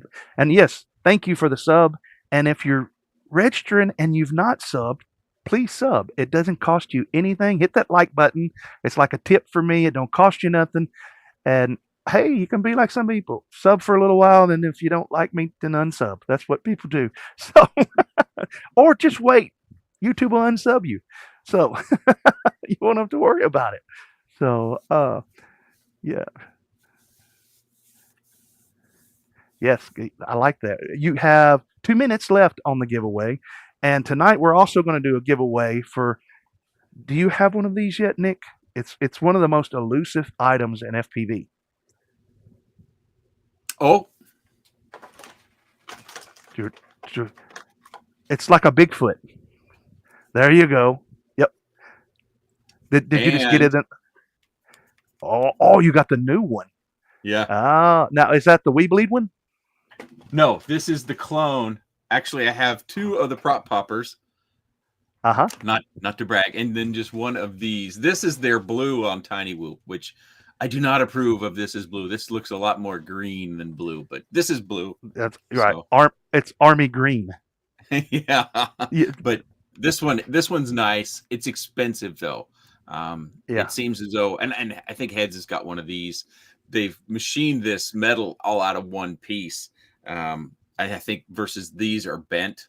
So that probably changes things a little bit. But I actually had another idea for him as far as a prop popper goes. I sent that over to Jesse a week or 2 ago. We'll see what happens. I don't know if it's viable, just something off the top of my head. Yep. But yeah. These work great as long as your prop is not all the way down to the bell. Right. Which you need it to be. You should. If you crash. If you don't, yeah, that's right. If you don't want to bend the shaft. What I still push all of mine down, and I'll use this. And if it gives me too much trouble, I'll either take my snips or my soldering iron, and I'll ruin the prop. Yeah, it's better to ruin the prop than to ruin the shaft and all of that. Now, I'll give you an idea, Nick. I've told Jesse this, and I don't know if he's going to follow up on it or not. But maybe if he hears it from 2 or more of us that have been with the FPV outreach since the beginning, he should take all of those, especially pilot logos, and put it on a T-shirt and sell it, where it's got like 30 or 40 different pilot logos on it, and Yeah, FPV outreach in the center, like all of the images. I was wondering about screen printing costs, but I don't know anything about what stores charge you for any of this stuff. Yeah. You would know better than I would. Yeah. Well, I think Jesse makes a lot of his own stickers. So if he's got the technology to make it, I'm sure he's probably right there to do sublimation on shirts anyway. So Yeah, I'm sure he's got all the images, but I just didn't know if you put a bunch of small images on a shirt, would a printer charge more because you've got all these stickers all over prints covering the shirt, kind of. I don't know. Don't have any idea. I think with some of them you could make it just like one image. So the giveaway is over. So I hope that you got yours in, and I'm going to share my screen here. There we go. Here is we have 43. There's actually 55. You have a 1 in 55 chance of getting, and that's a shirt off of my Spreadshirt. So what you would do is you go on there before I pick the winner.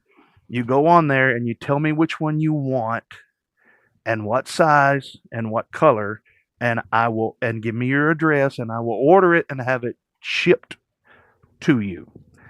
So that's how it will go. I've tried the deal of sending people PayPal or whatever, and the shirt never gets bought. So they use it for something else. So we're gonna pick a winner now out of all the names and pick a winner. Oops, FPV. There he goes. He was entered 3 times because of his membership, and that's the winner. Y'all saw it just as clear as I did. Oops used to be on the channel all the time, so some people might be saying it was rigged. If it is, talk to Streamlabs. So, but I do have another giveaway that I promised people. Now, Nick, if you need to tell people all the time, I am long-winded in a lot of areas of my life. And all of the people that are watching later from my church are like, amen. So if you need to go, I know you got a family and stuff. If you need to go, let me know. You can private message me, what kind of time frame you got left or whatever. Curmudgeons. And you let me know, and then, because I can stay talking, I can stay doing this stuff for 2 or 3 hours, and I know you didn't agree to that. So yeah, I have a few things I need to tend to here at 9 our time. I'm Central Standard Time, so we got about 15 minutes or so. Oh, it's okay. So how about 10? About 10 minutes. We'll cut you loose so that we don't push you too much. And your wife's like, "Don't ever go back on his show." I don't know your wife. I don't know Miss Burns. If you're watching, I'm sorry. That's what my wife just got home. She went for a massage after work, so she's upstairs making something to eat right now. So. Oh, okay. Oh, all right.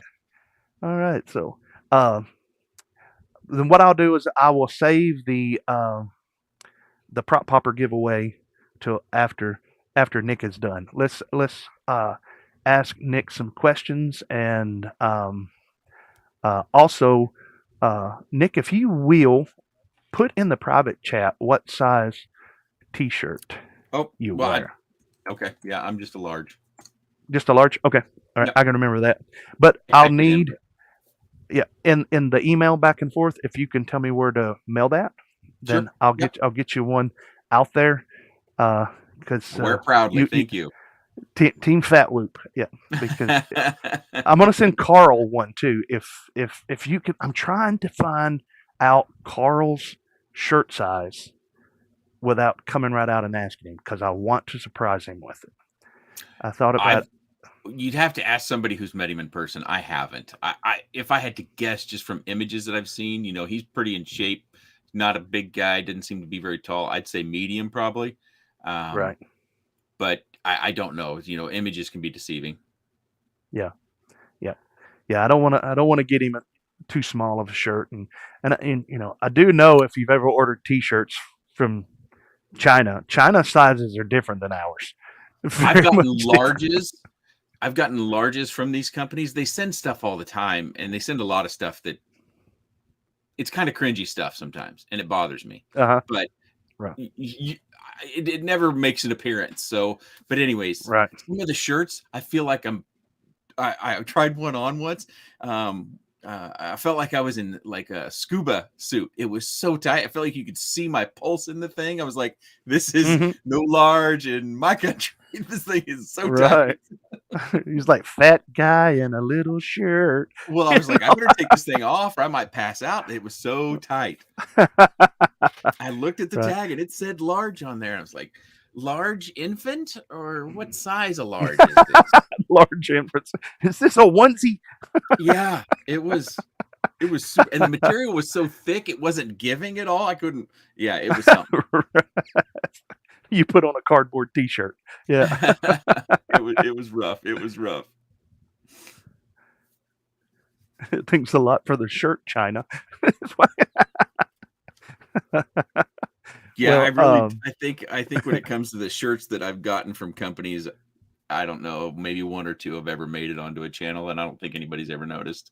Most people don't even notice like this shirt, which I wear this shirt all the time.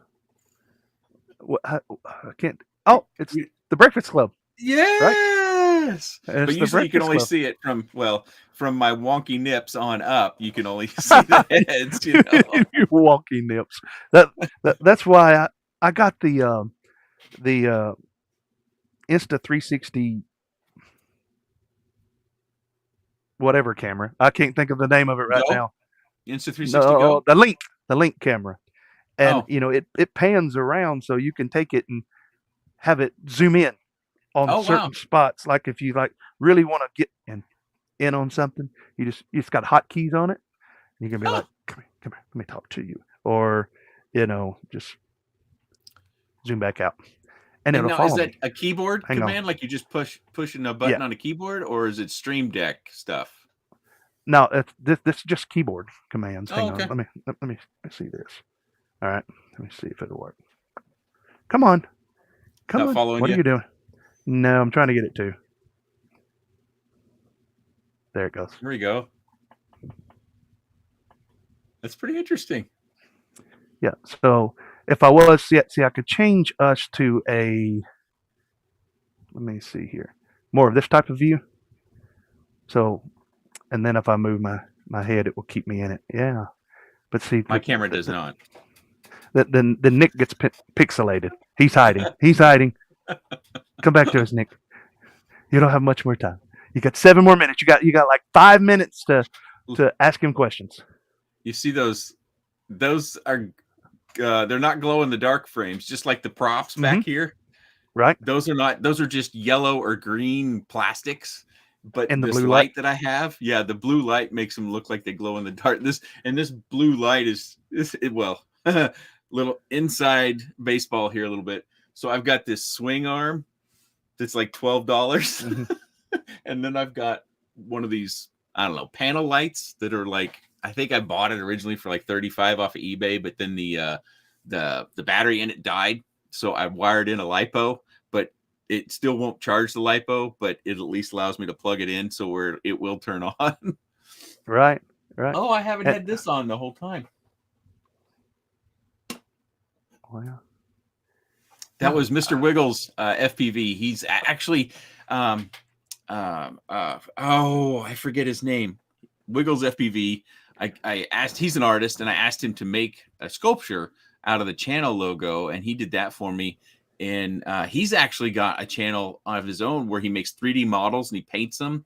And he's got I can't remember, underground something. Somebody in the chat probably knows it. It's underground something, but he's got I think like 150,000 subs. Really? He's got a pretty sizable channel, and I think he was a tattooist prior to all that, but I think that might be what he does for a living now. But I think I heard that he still flies sometimes. You just don't see him posting his flights like he used to. Right. Anyways, Now, that's all. See, I have this, and I've had it for a while. There's just That's no cool. way to put it, as you've probably seen in my logo, I do the Mm-hmm. run for it Marty thing, Uh-huh. and one of my good friends is McFly's, and we were going to do the channel together years ago, and I was going to do this whole thing, but there's really no good way to light this thing up anywhere in the room that works for me. I've tried shelves in different places and all of that, and it usually just sits up here behind my Whoop trophies and my stickers on an LED, yeah, on an LED This, spin as some table. of the folks, if you're zoomed in, these are VHS tapes, and I've had some people ask me what's on these VHS tapes, and I don't know. I think they're old game tapes, but they don't have anything written on them, so I don't know what's in there. So I took a piece of flooring from when I redid our master bathroom. I shoved it underneath there and just made this like floating shelf out of this. Right. This is just plastic, and this thing is like a $2 light that you just battery powered. Right. And a lot of people, I don't know if a lot of people know, you were a collegiate or pro baseball player. No, Did you not make pro. it? No. I any scout that came and watched me, because this was back before you had all the video. Scouts can do a lot from everywhere in the country, and you have all these training facilities where they can get a lot of statistical information about players and stuff. So they had to travel back then. Mm-hmm. And any scout that I talked to pretty much said the same thing. The first scout that I talked to, and usually what would happen, at least back then, the scout would give the head coach a card, and it had players' names written on it. And that meant that the scout wanted to talk to those players after the game. So then you had your team meeting after the game was over, and then coach would, single out those guys, and then you would go one by one. You go talk to the scout. And the first scout I talked to, he kind of looked at me up and down like he was sizing me up a little bit, and he goes, "You got good stuff, but you're too short." And he slapped me on the shoulder, and that was it. That was the entire conversation, and that's pretty much what I heard time and time again. Because I don't have a pitcher's build. I'm built like a third baseman or a catcher. I'm thick-chested. I'm not tall, so I don't fit the mold. Now, a shortstop's not supposed to be short? No, not anymore. Not anymore. Okay. Yeah. Well, you'd be surprised how big those pro athletes are. Oh, yes. There was a number of opportunities that we had to play on the same facilities that they were like at spring training and stuff. Most of the guys that look like they're second baseman, that's not a good comparison. Like a college linebacker, that's pretty much how your corner outfielders look. And they're 6'4". Wow. They're just way thicker than you think they are. But when you get up to them and you're like, even their wrists, an area where you don't have a lot of muscle, even their wrists and their joints are just bigger. And I had to, I met an offensive lineman that played for a couple of Super Bowl teams because he went to school with my then roommate, Adam Zimmerman or Timmerman. I can't remember if it starts with a Z or a T, but we were at a bar and my roommate was sitting on one side of him and I was sitting on the other, and we couldn't see each other. He was so dense. We would have to lean way back, and he had fingers like bananas. He was just a massive human. Those pro athletes they're different. They're just different. Right. Yeah. I met Steve McNair years ago before he was killed, the quarterback for the Titans. Right. And shook his hand. For one, he was tall, a lot taller than what you think. I mean, he was probably 6'6", something like that. And I don't have I have big meaty. I don't have long fingers, but I've got big meaty hands. And when that dude grabbed my hand, it just enveloped all around my hand. And I was like, this is one. And of course, I was even a fat pastor then, and I was like, this guy's thigh is as big as my belly. And he's just a specimen. Now, Johnny D, before you got to go, he asked, how many quads have you crashed into the pool, Nick? Just one. And funny enough, that was the I can't remember the company name, but it was the one you did intentionally. Yeah. Was it the one that you did? I didn't count that one because I was trying to hit the pool. I was Okay. crashed where I actually took one that wouldn't survive and it crashed into Oh, the pool. It actually fail-safed, and it was on FR Sky and had an XM Plus in it. And I had made the same pass like 3 times in previous flights. Then all of a sudden, it just fail-safed. It bounced off the edge of the pool and bloop, right in the water. Now, generally speaking, the pool cover is closed, so that's really not much of a concern. But if we have any weather, it can get some water collecting on top of that pool cover, and we do have a pump that pumps off as much as it can, so that there is some risk to that area and water, though. all right. So none that was actually destroyed. No, that one was it was like a Flex 25, I think was the name of it, and I can't remember the company, but they had the props were offset and kind of together a little bit, so they tried to make it smaller. That was probably 2 years ago, but yeah, it fail safed, bounced off the cement on the side of the pool, and bloop, and it was dead. Okay. All right. Well, it's 9, Nick, and Okay. thank you for coming. And like I tell all of everybody that's been gracious enough to come on to the stream, to the show, you're welcome anytime. If there's something that you want to announce or whatever, something comes up, you got my contact information, Mhm. and I will try much harder to send you a correct link next time. So, No worries, so, no so, worries. but you are welcome anytime. And if you would do me one last small, as I'm going to put the screen on to you, and if you would give everybody here your outro, any questions, comments, or otherwise, Oh. and put it in the comments below or whatever. So you can say goodbye to them, whatever you want to close out with them with. I'm going to Okay. make it big to you. And again, thank you so much for being. There you go. You're waiting for your thing to get My back up. cue? There you go. My cue? Yeah, you see the bars in the left there by your name down at the bottom. When that goes low, that means your signal gets low, but you're back up now. So good. Oh, okay. All right. Well, I appreciate you having me on. I'd like to be able to do more of this stuff. It's just my schedule with the family gets kind of nuts, and I know a lot of people have asked me to go to specifically TinyWhoop events, and I do genuinely want to go, and I just it's hard for me to go to those things and then leave the kids events, not attend one of their things or not be there for them. So it's pulls at my heartstrings both ways. But if you have any comments, questions, suggestions, or otherwise, please let me know in the comment section below. I appreciate your time. Thanks for watching. Thank you, Nick. Thank you so much. He can probably still hear me, but he's got to go. Such a great guy. I'm going to stick on for a little while, Nick. So you're good to go. Such a great guy, and a legend in our hobby. If you've been in this hobby any time at all, Nick Burns has helped you make a decision on whether to buy or not to buy a quad, and he is a great dude.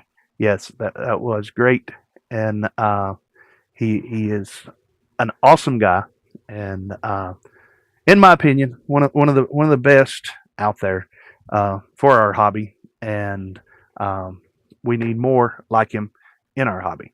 So I'll go ahead and do the members giveaway here real quick. If you have not, let me just say, I'm going to give 5 minutes. If you want to become a member and you haven't become a member yet, there's a link down in the description how to do that. The first tier members will get their name one time on the wheel. Let me go ahead and pull that up so you guys can see that, and I will go check that one more time before I go. So the second tier will get your name in there 2 times, Hey, Scott.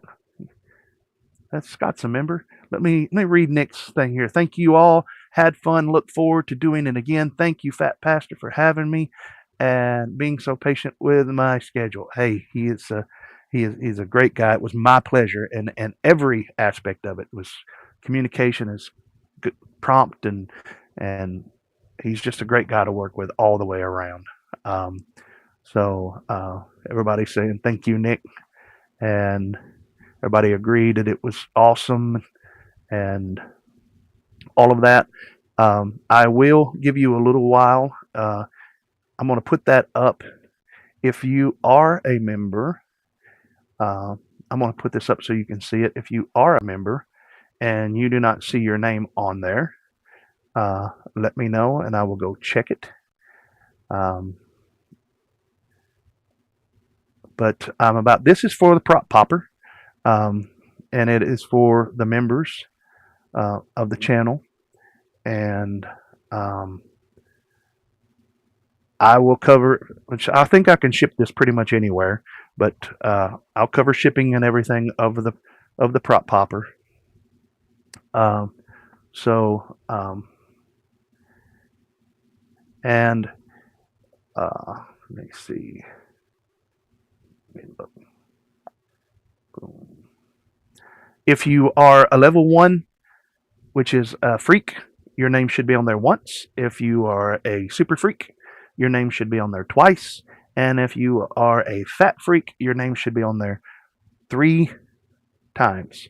So let me make sure that there's not been any additions to the membership today that I did not know about.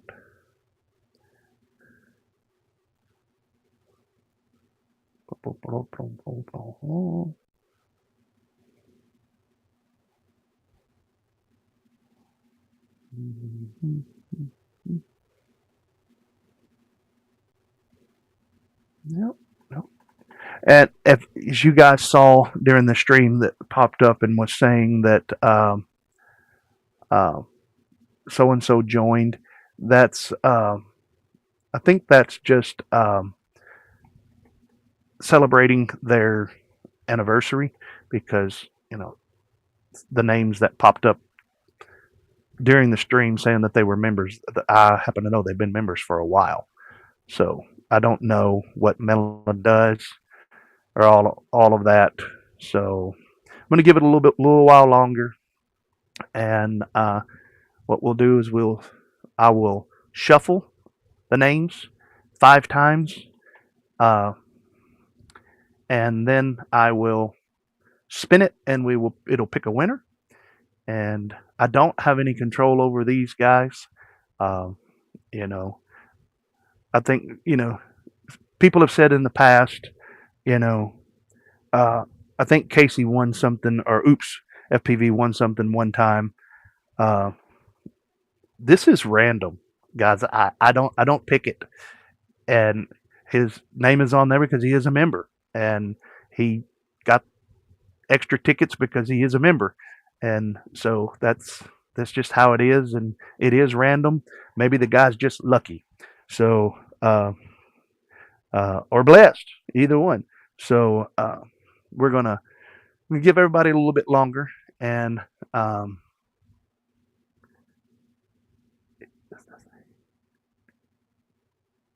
is this the thing we got tickets for earlier? No, that was a T-shirt. This is a separate giveaway. This is for a prop popper. Let me show you. I'll zoom in on. This is for a TinyWhoop prop popper. These things are pretty hard to come by. This is the packaging that they come in, so it's not real, fancy, but it is a TinyWhoop prop popper, and just like mine that I have here. So, and I've got another one like it that I keep in my TinyWhoop case. It is nice. It helps to pull off TinyWhoop props, but no, this is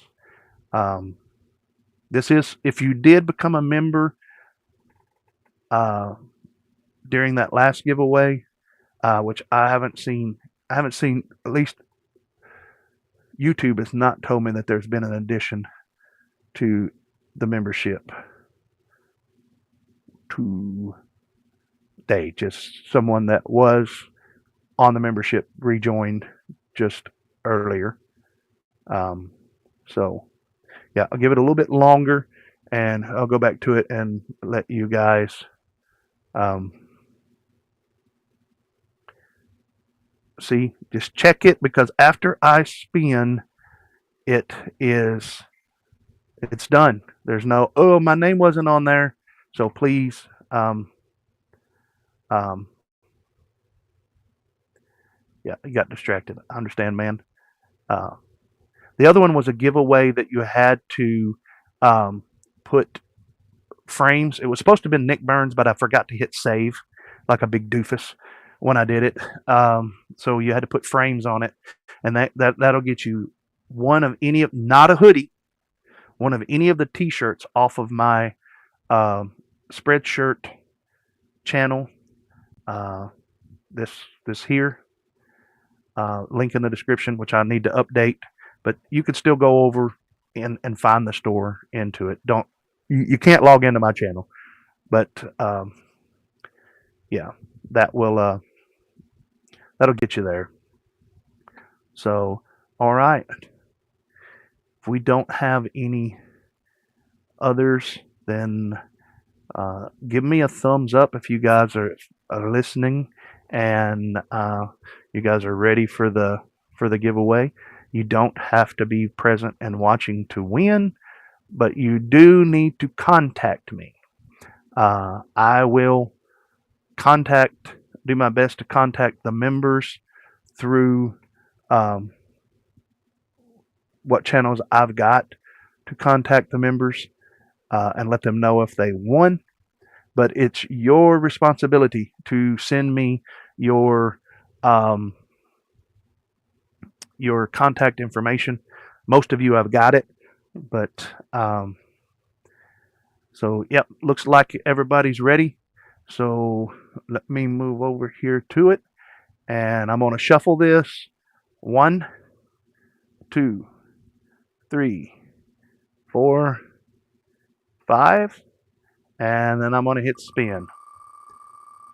Good luck, and thank you for your membership. I am Gross. I am Gross. You are the winner of the prop popper. I'm almost certain I've got your information, but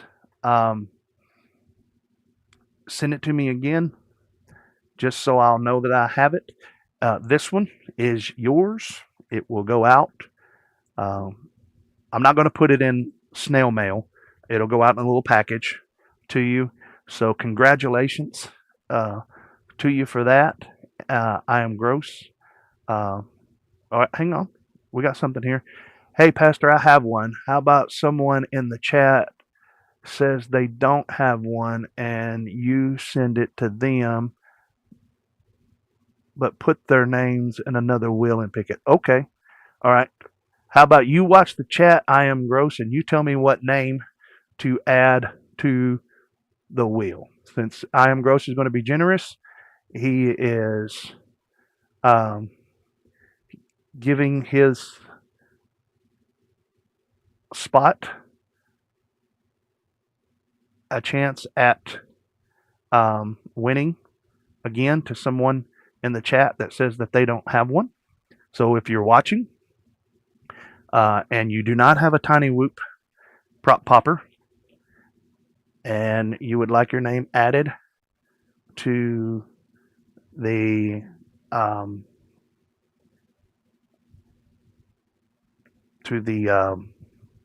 wheel, then am I understanding that correct? I believe I'm understanding that.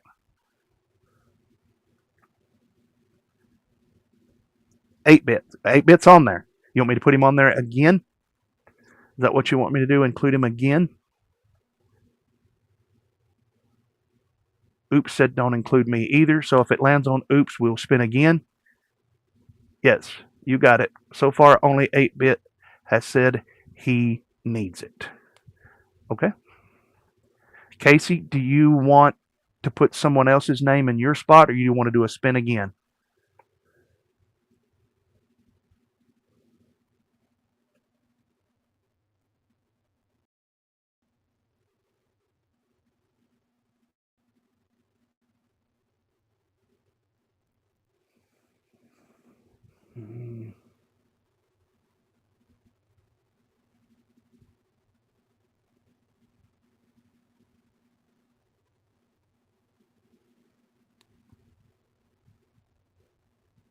Scott, your name is on there. So do you want me to list the names of the people that's saying they don't have? Okay, I got you. So make a new wheel, correct? Is that what you're saying? Make a new wheel of the names of the people that say that they don't have one. Make it fast. Don't want to hold everybody up. Okay. 8. I'm not going to do great FPV names. 8-bit says they're digital. Says that he could.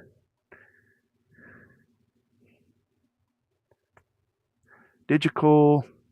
First squad.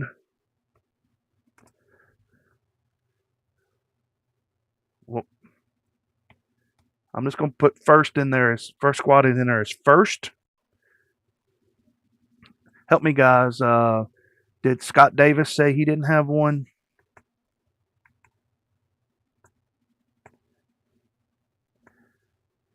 Help me look.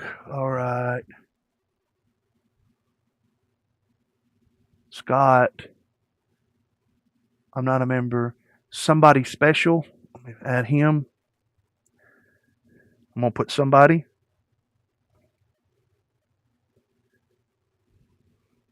Let me go back to sharing this. Okay. So somebody, Scott Davis, I'm scrolling up. Don't include me either. 8-bit doesn't have, right?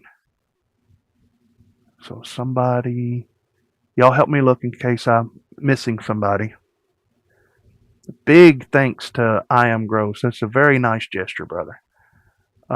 Scott Davis, Digital, Special, First Squad, 8-bit. Anyone else? Anyone else? This will give you a 1 and 1, 2, 3, 4, 5. 1 and 5. Anyone else?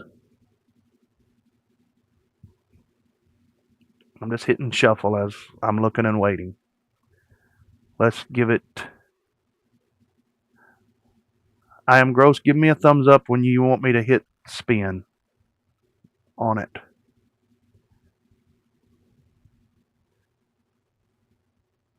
I don't see any. You are somebody. You're the red right there. Somebody special. Looks good so far. All right. I Am Gross may be busy. So, all right, ready. All right. Thumbs up, spinning. Here we go. Good luck.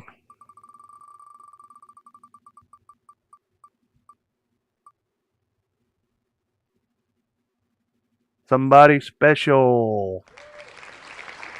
You won it, brother. You won it. Now, what you need to do is you need to subscribe for one, if you haven't already. And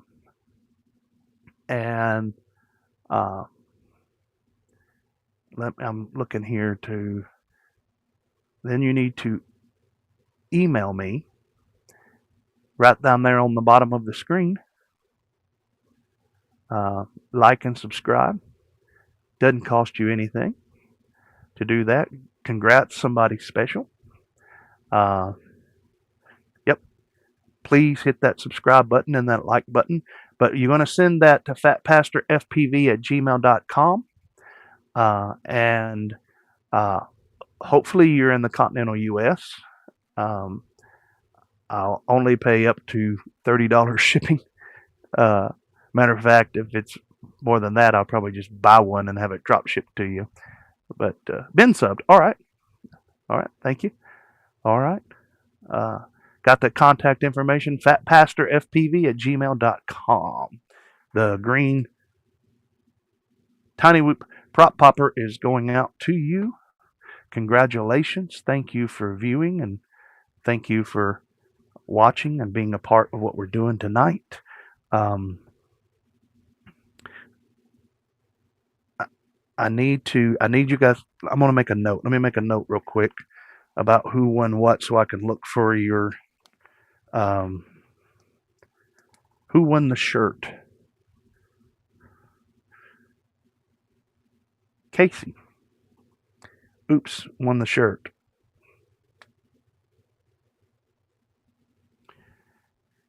And somebody special won the prop popper.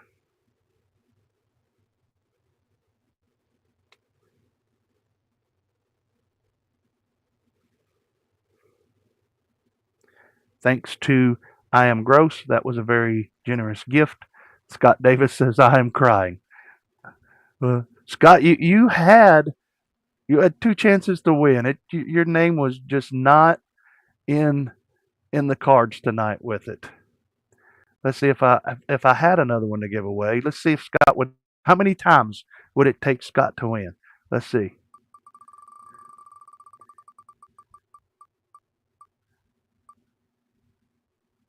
It just looks like it was meant for it to be somebody special's.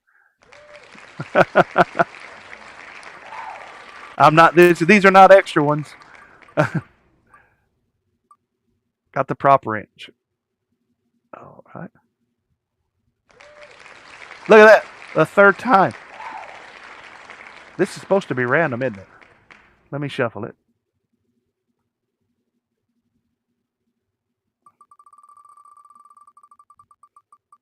Now, if it says somebody again, then there you go. If I was giving away 4 of them, you would have just now won, Scott. So I'm sorry I don't have that many to give away, but I appreciate your membership and your support of the channel. It means a lot. Makes it available. Makes it where I can do things like this, and also come out to the TinyWhoop race we're having on the 23rd. There may be some stuff given away at that. So I feel special. I'm sending the email now. There you go. Somebody special feels special. That's great. All my chips are on red. That seems to be the pattern, didn't it? It seems to be the pattern. So yeah. Great show tonight, guys. Let me, if I can't, well, I can. It's my channel. I can indulge a little bit. Let me do this because I need to share some things with y'all because it's been a little while. And with the race coming up, it may be a little while before I get to do this again. You know what time it is? Do y'all know what time it is? Mail time. Mail time. Mail time. Mail time. Mail time. The mail's here. Here's the mail that never fails. It makes me want to wag my tail. When it comes, I want to wail. Mail! It makes me smile to think my friends will say, I wonder what's in the mail today. What's in the mail today? What's in the mail today? I wonder. Mail call! Copper bottom. This one's from your mom. Oh, is there anything for me? Oh, I got something for you. That's from my sister. I recognize the handwriting. What's in the mail today? What's in the mail today?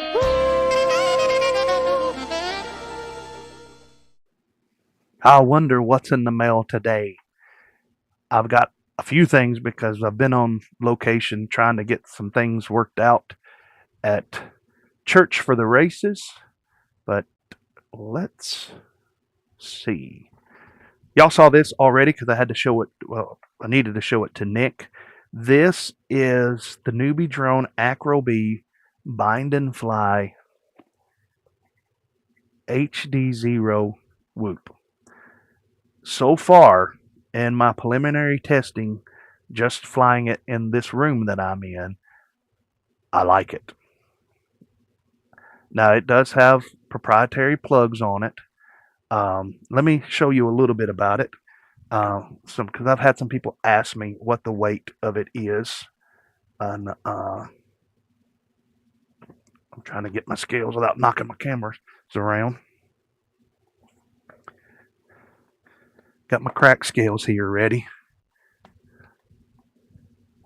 Yeah, y'all can tell I'm on the Jenny Crank diet, can't you? Can you see the numbers? Yes. 0.00. Make sure you get the plug on it, because that's one of the things with a TinyWhoop that will throw it off. 27. So it's 10 grams heavier than the new 2024 Mobula 6. So, but remember, Team Fatwhoop, race HDzero. Come on, that's what this is. I'm excited about it. Big shout out to the guys over at Newbie Drone for sending this out for testing. I don't even have to make a video of it. Just give them my input on it, what could be done, made better, and all of that. Now, one of the things that's interesting about this, I want to point this out to you guys. Let me get my pointer, because we're going to talk a little tech stuff. You see this little UFL right here? Boom. There's a UFL, and that antenna runs out right here.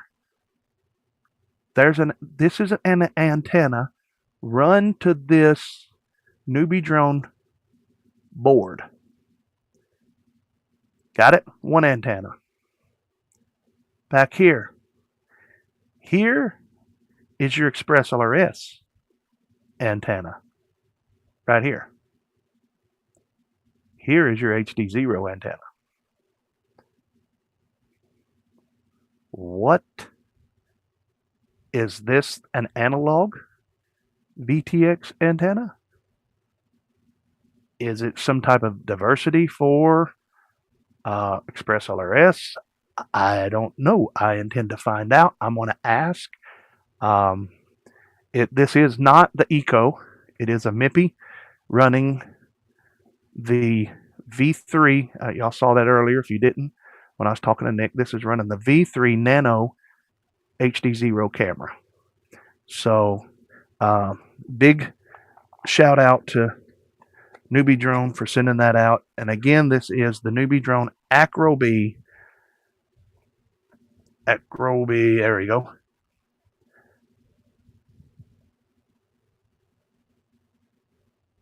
Bind and Fly. Well, I can see it better there than I can looking through it. Express LRS, HDzero air unit. There we go. That's one of the things that come in the mail while we were away. And another is a big order from TinyWhoop. I've got to quit putting my address out there but I'm a public figure. You can go online, look me up as a pastor, and it'll tell you where I live and all of that. Big order from TinyWhoop, and we believe they just put all of it in the same box. Some of this stuff is just some crap I had laying around on the table. But this stuff right here is just some stuff I threw away pretty quick. Just threw in there when Nick was coming on, so that I'd get it out of the way.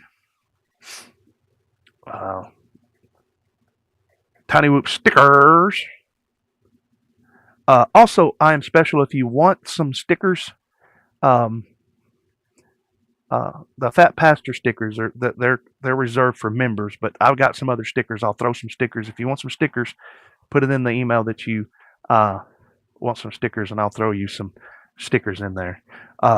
I really like these. I'm just ordering more of them. I've tested them out. This is the HQ lightweight props. I really like them. So I'm just ordering more of them.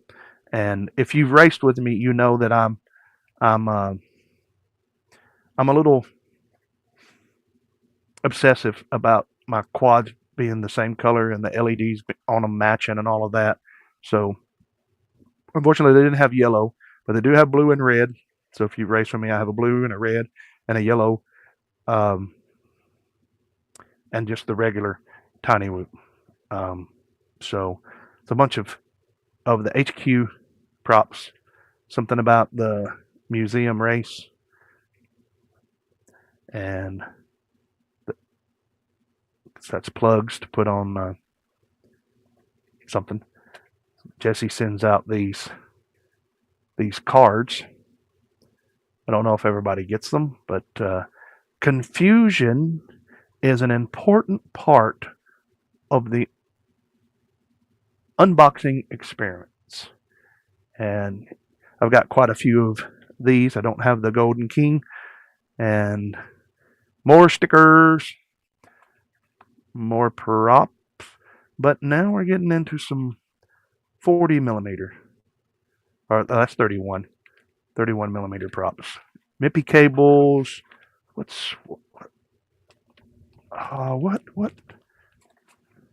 Oh, okay. I thought this right over here was in this box too. This is the stuff for my TinyWhoops and TinyWhoop racing and all of that. Put it all back in here. I got these.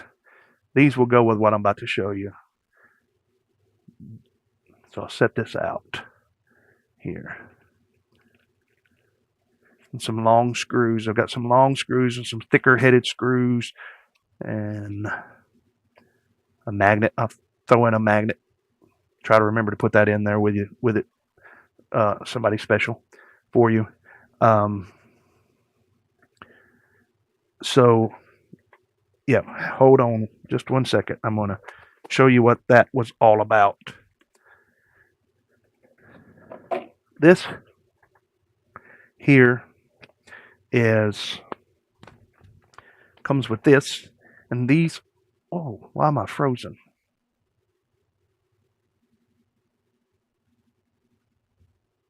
Huh? That camera just froze, didn't it? Yes, it did. Let me see. Yep, that camera is out. Huh. There we go. Now it's back. Okay. Video froze. Yep. I'm not frozen though, right? I'll keep it this way because you don't need to see up close right now anymore. Anyway, those 40 millimeter. I just put stuff back in the box after that. Those 40 millimeter bi-blade props is one of the things. It goes with this and these. These are Cobb LED light strips. 2 different colors. I've not decided on what I'm going with yet. This here is for, I'm going to take the guts out. I don't know, probably this. I might take the guts out of this. Change these motors to 802s and make this a underground Whoop League racing quad. Because this summer it is my plans that I'm going to be running underground Whoop League races on very similar tracks that I'm going to be running HDzero. Not HDzero, Tiny Trainer. So we'll have a multi-event day with underground Whoop League and Tiny Trainer races. So I got to get my underground spec Whoop built, and that's the next thing on my bench to build. But it's not the last thing on mail call. The last thing on mail call to show you guys, been waiting for a little while for this, and big shout out to the guys at HDzero for this. I did not get this for free, but I did get it at a discounted price. This is all I've done is taken it out of the package. Well, it really didn't. It comes in this. You see the labeling on it. There's no box for it, but it is the HDzero Bind and Fly Happy Model Crux 35. I've not even bound it up to Betaflight or anything. It comes with some 3.5 inch props and some stickers and some extra top, I guess that's bottom plate. Yeah, battery dampeners here for the bottom. Yeah, that way. So, yep, this is going to be, you should see more about this pretty soon on the channel. But, yep, that's the 1 watt HDzero VTX. I think that is the micro or something. I don't know if it's a V3 or what, but got a big honking lens on the front of it. So I really don't know what it is, but it's HDzero, whatever it is. And got a mount for like the Insta360 Go or something on it. So, yep. That is the mail call for probably 2 weeks now. This has been about 2 weeks worth of mail coming in, and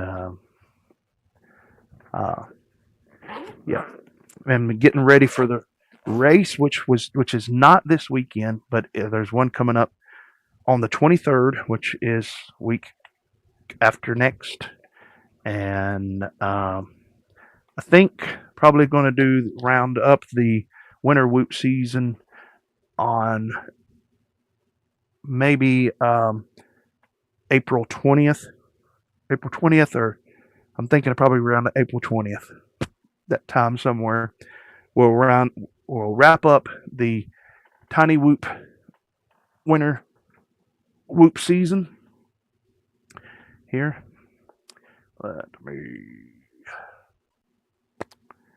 This was one of the trophies. There will be, whoever gets the most points at the end of it, you'll get a bigger one of these. Hopefully, if I'm working on the Tinkercad of putting first, second, and third right here, and actually putting some 3D printed letters of what this is on it. But this was the February 24th race, 2024, first place.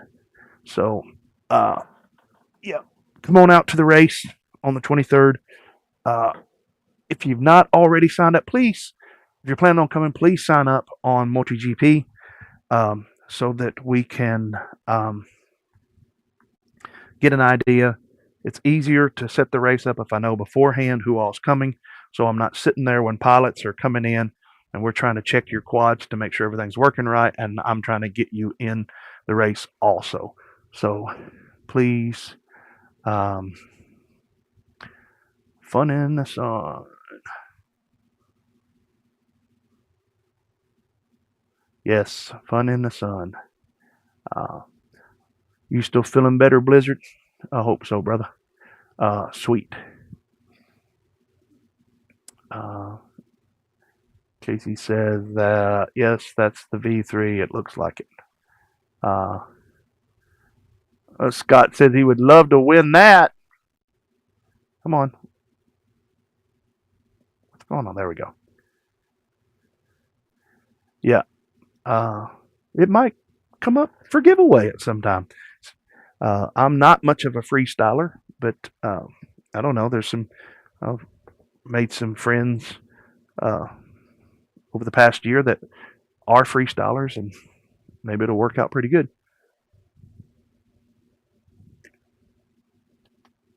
Show us the last place trophy.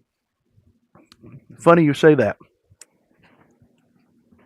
At one of the races, I have another one of these. I'd have to print a base. You can see. Let me move over. You can see my bamboo right here. Here's the build plate for it, and I had this and another one on the build plate. I had two of them printing side by side, and I was messing with the sign right here and knocked this 7-inch off the wall, and it fell onto the build plate and knocked both of these off. They come unattached to the build plate. There's no way to put it back in the same precise thing, so it failed. And at the first race that I did with Music City Multi-Rotor, there was a pilot there that I don't know if he got last, but he was. I think he wasn't last because he did finish, if my memory serves me correctly. And this was Mike. Some of y'all might remember it. Not gonna say any last names. MDM, and he finished. But I noticed after the race, during the race, that he was running around, and he's my age. He was running around marshaling and all of this stuff, and was just a good team player. So I asked the people there to pick a Mr. Congeniality award, and I put a base on it and give him an incomplete. So maybe if someone shows up to this next, all I got to do is print a base for this, put a sticker on it, and I can give out an award for the person that made the best effort or showed the most promise. And it was like the next couple of races, the same pilot was beginning to be in contention, and I think made it to brackets the last time that I remember. So he's getting considerably better, and he's bought some tiny trainers.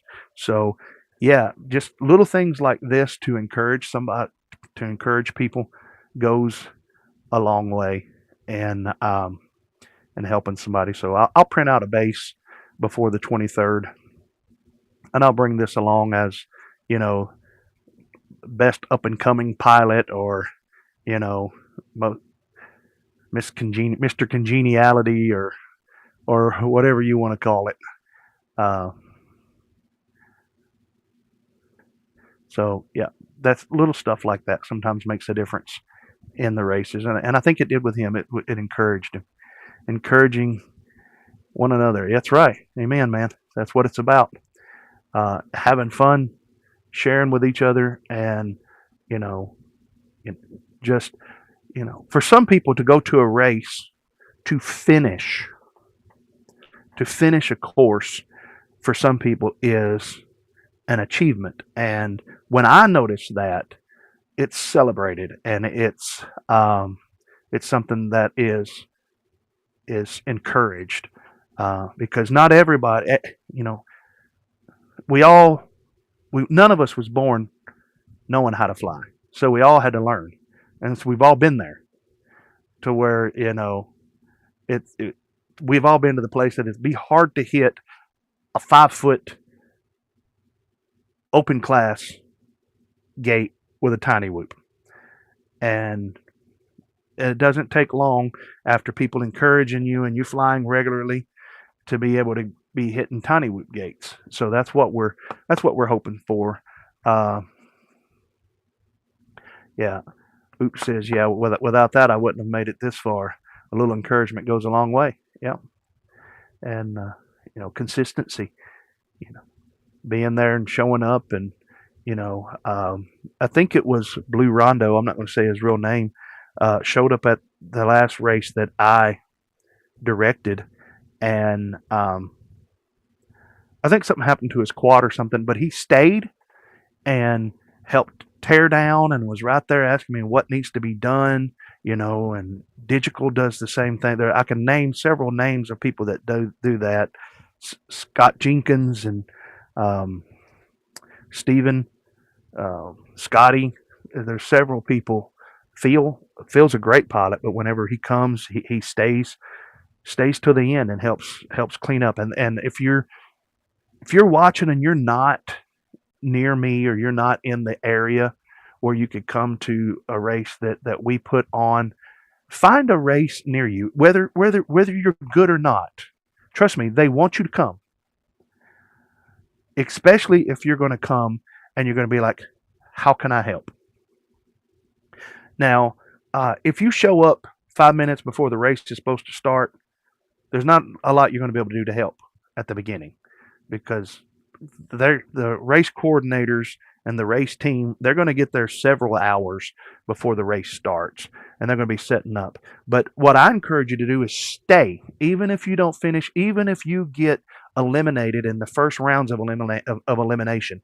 Stay at the race. Go watch over the back of the person running the race. Don't ask 20,000 questions, but you can ask some, especially when things are going smooth. Watch what they're doing. Watch the screen. If they got a screen up on the wall or a TV, watch the race. Watch how people are flying. You'd be surprised what you can learn by watching somebody else fly. Watching how someone takes a gate. And that's, I am in Middle Tennessee. Somebody special. I am the chapter organizer for SOKI, which is Southern Kentucky Multi-Rotor. The church that I pastor is just right across the Tennessee and Kentucky line. I live in Tennessee, and the church is in Kentucky. So I took over running Southern Kentucky Multi-Rotor. That's what SOKI stands for. Several years ago, and we hold races at my church, indoor whoop races, and we're going to do some tiny trainer races out in the parking lot and so forth. That's Middle Tennessee. I'm an hour north of Nashville, so that's where we're at. If you go to SOKI and Multi GP, you look up Southern Kentucky, it will give you the address, and you can drop a pin and actually look right where we have the races. So, yep. And if you want to come, and if you're in the area and you want to be a part, thank you, man. That's what we're about, man. We're about being real. I teach people, share what you love. And I love drone racing. And, you can come, whether you're Buddhist, whatever, Methodist. I don't care. Methodists just come out, any, I don't care. Atheist. That's what I was thinking. Doesn't matter. If you want to fly drones, come on out. When we're flying drones, it's about flying drones. So, yeah. Look that up under Multi GP. Join the chapter. If you want to, you can then, even if you can't make the race, when you join the chapter, it'll let you know when we are having races. And we try to stream them. I have made a big jump over the past 6 months. We were holding races consistently, and when you go back and you watch the live streams of the races that we were running, we were pretty much just doing rotor hazard timing, very accurate timing. And what video was, we would turn a camera onto my event VRX, my HDzero event VRX. Now we're integrating all of that into trackside. So if you go back and you watch some of the live streams more recently, you'll notice my audio's off on some of them, and one of them, the whole entire Wi-Fi on the church just went down. So we just met last night and talked with the IT team. We're going through our church with those. What are they? Digital access points. I think that's correct. Those little blue,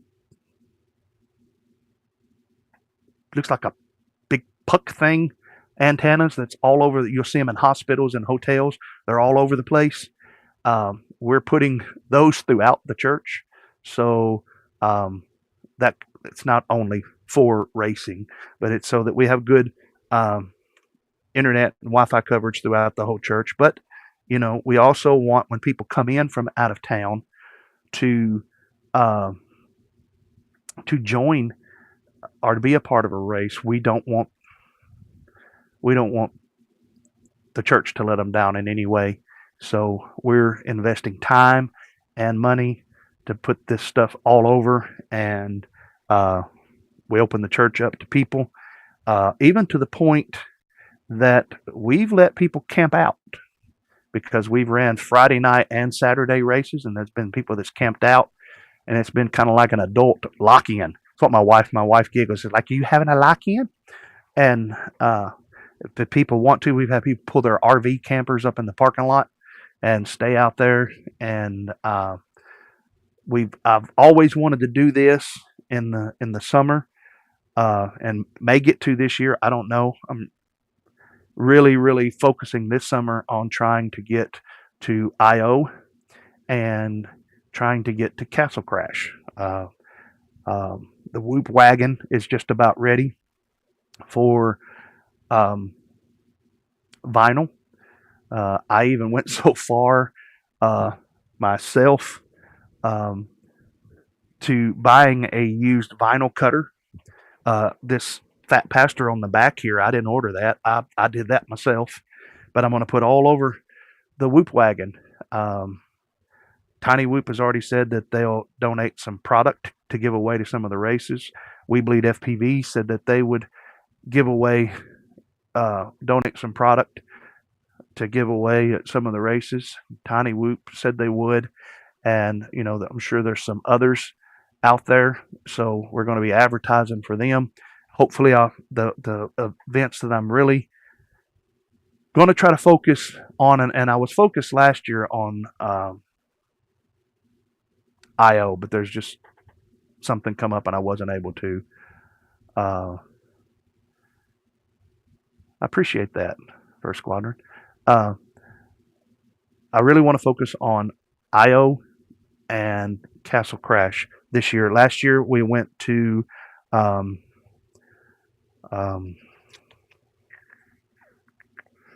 what's that place called?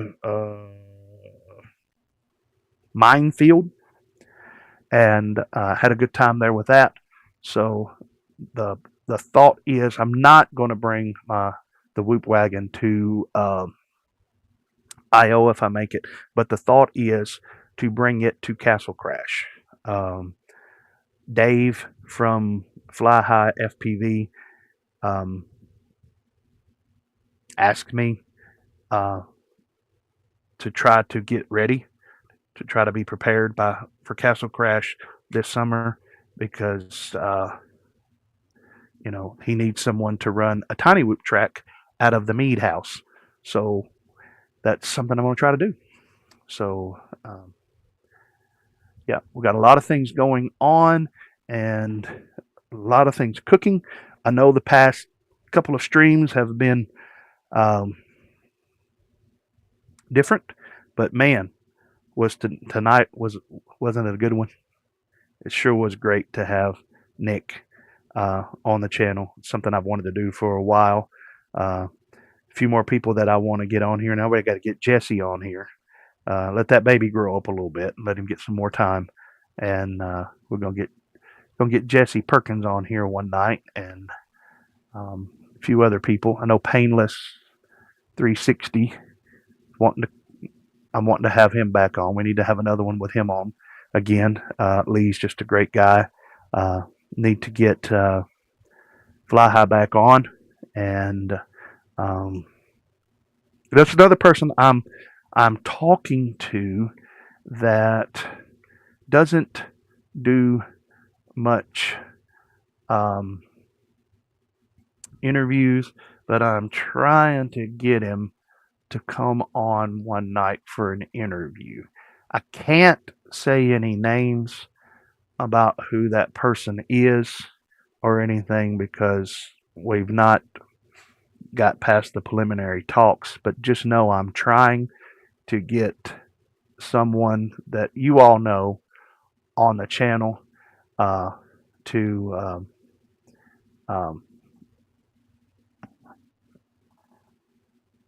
present him before the channel.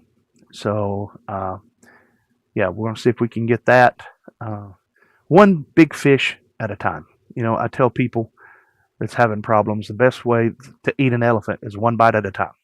And Nick Burns is a great dude, and he is definitely not a small fish in the FPV community. And took a lot of work and a lot of planning, but it was worth it. Don't you guys think so? Yeah, it was amazing and enjoyed it. Yes, I thought it was too.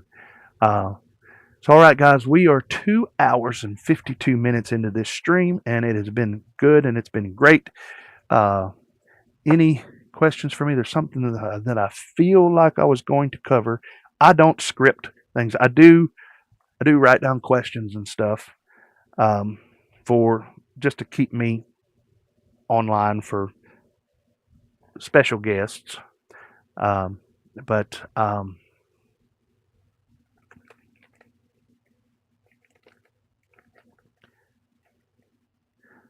squirrel, sorry, saw something there on the table. But yeah, it was a good stream. So I want to thank everybody for coming out. Again, if you haven't already, please hit that like button. It's not going to cost you anything, but it's going to help push this video out. And the majority of my views come after the stream because there's always people tell me, Marty, you should pick another night to stream. And I tell them, what night? You know, what night is there not already somebody streaming? And let me do this while I'm thinking about it. At least the magnet's definitely going to go with it. How about that? And yes, again, thank you guys. It does help the channel. For those of you new to the channel, all of the proceeds from memberships, super chats, and merch, 100% of that goes back into the church account, and it is for doing races and buying gates and doing stuff like this. So please, if you want a t-shirt, you can always wait around. I do giveaways quite frequently. I don't do them when I'm out on the road and all that stuff because it's just a concentration on getting, when I'm at church or I'm on location, I have a list of stuff that I'm trying to get accomplished. And that's what I'm focusing on. So I'm really not focusing on, and here I've got my Mac Mini, I've got everything, I got the lights up here, I've got my camera that follows me around and all of that. And it's more set up and stable. When I'm at church, I mean, it just depends on the internet that day of how much audio lag there's going to be or whatever. Also,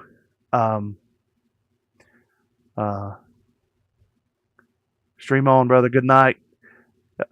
Love to see you if you can make it to the race, Scott. Come by and just chat with us or fly some practice around with us. I need to get with you sometime, and if nothing else, have lunch, brother. Take care. Have a good night. All right. And yeah. So I want to thank everybody for it. Yeah, Zach, I do agree it was a great stream. Also, if you have not already, let me pull it up here. Boom. If you have not, join the Discord. The Discord is free, guys. My Discord doesn't cost you anything. Now, let me say this, just so people don't get upset. There are parts of the Discord that are locked. You know, members only chat, things like that. Those are for the members. But everything else, you know, you can come on. There's usually at least 3-4 nights a week. There is somebody on the tech chatterbox. One of these things we're on here talk. Sometimes we might be just talking about, I don't know, a movie or something. Or other times we're actually on there helping people. We've had people come on just to get their HDzero quads and stuff flying, and we not see them ever again, and that's okay. So it's insane. Thanks, Pastor Larry. Pastor Larry donated $9.99. Great stream. Thank you, brother. Thank you for the super chat. Appreciate that, man. I like it when I mention that word super chat and it reminds people to donate. But let me say this. I feel I need to say this real quick. That'll be great, Scott. If you have a multi-GP account, go ahead and sign up because that helps us. That helps us numbers wise, whether you intend to fly or not. If you don't have a multi-GP account, make one. Go to Soki and sign up because those numbers help us to get gates and flags and stuff like that. So, yeah. Let me say this to everyone. Not that one, Marty, you big doofus. No. What? There we go. Let me talk to you for a second.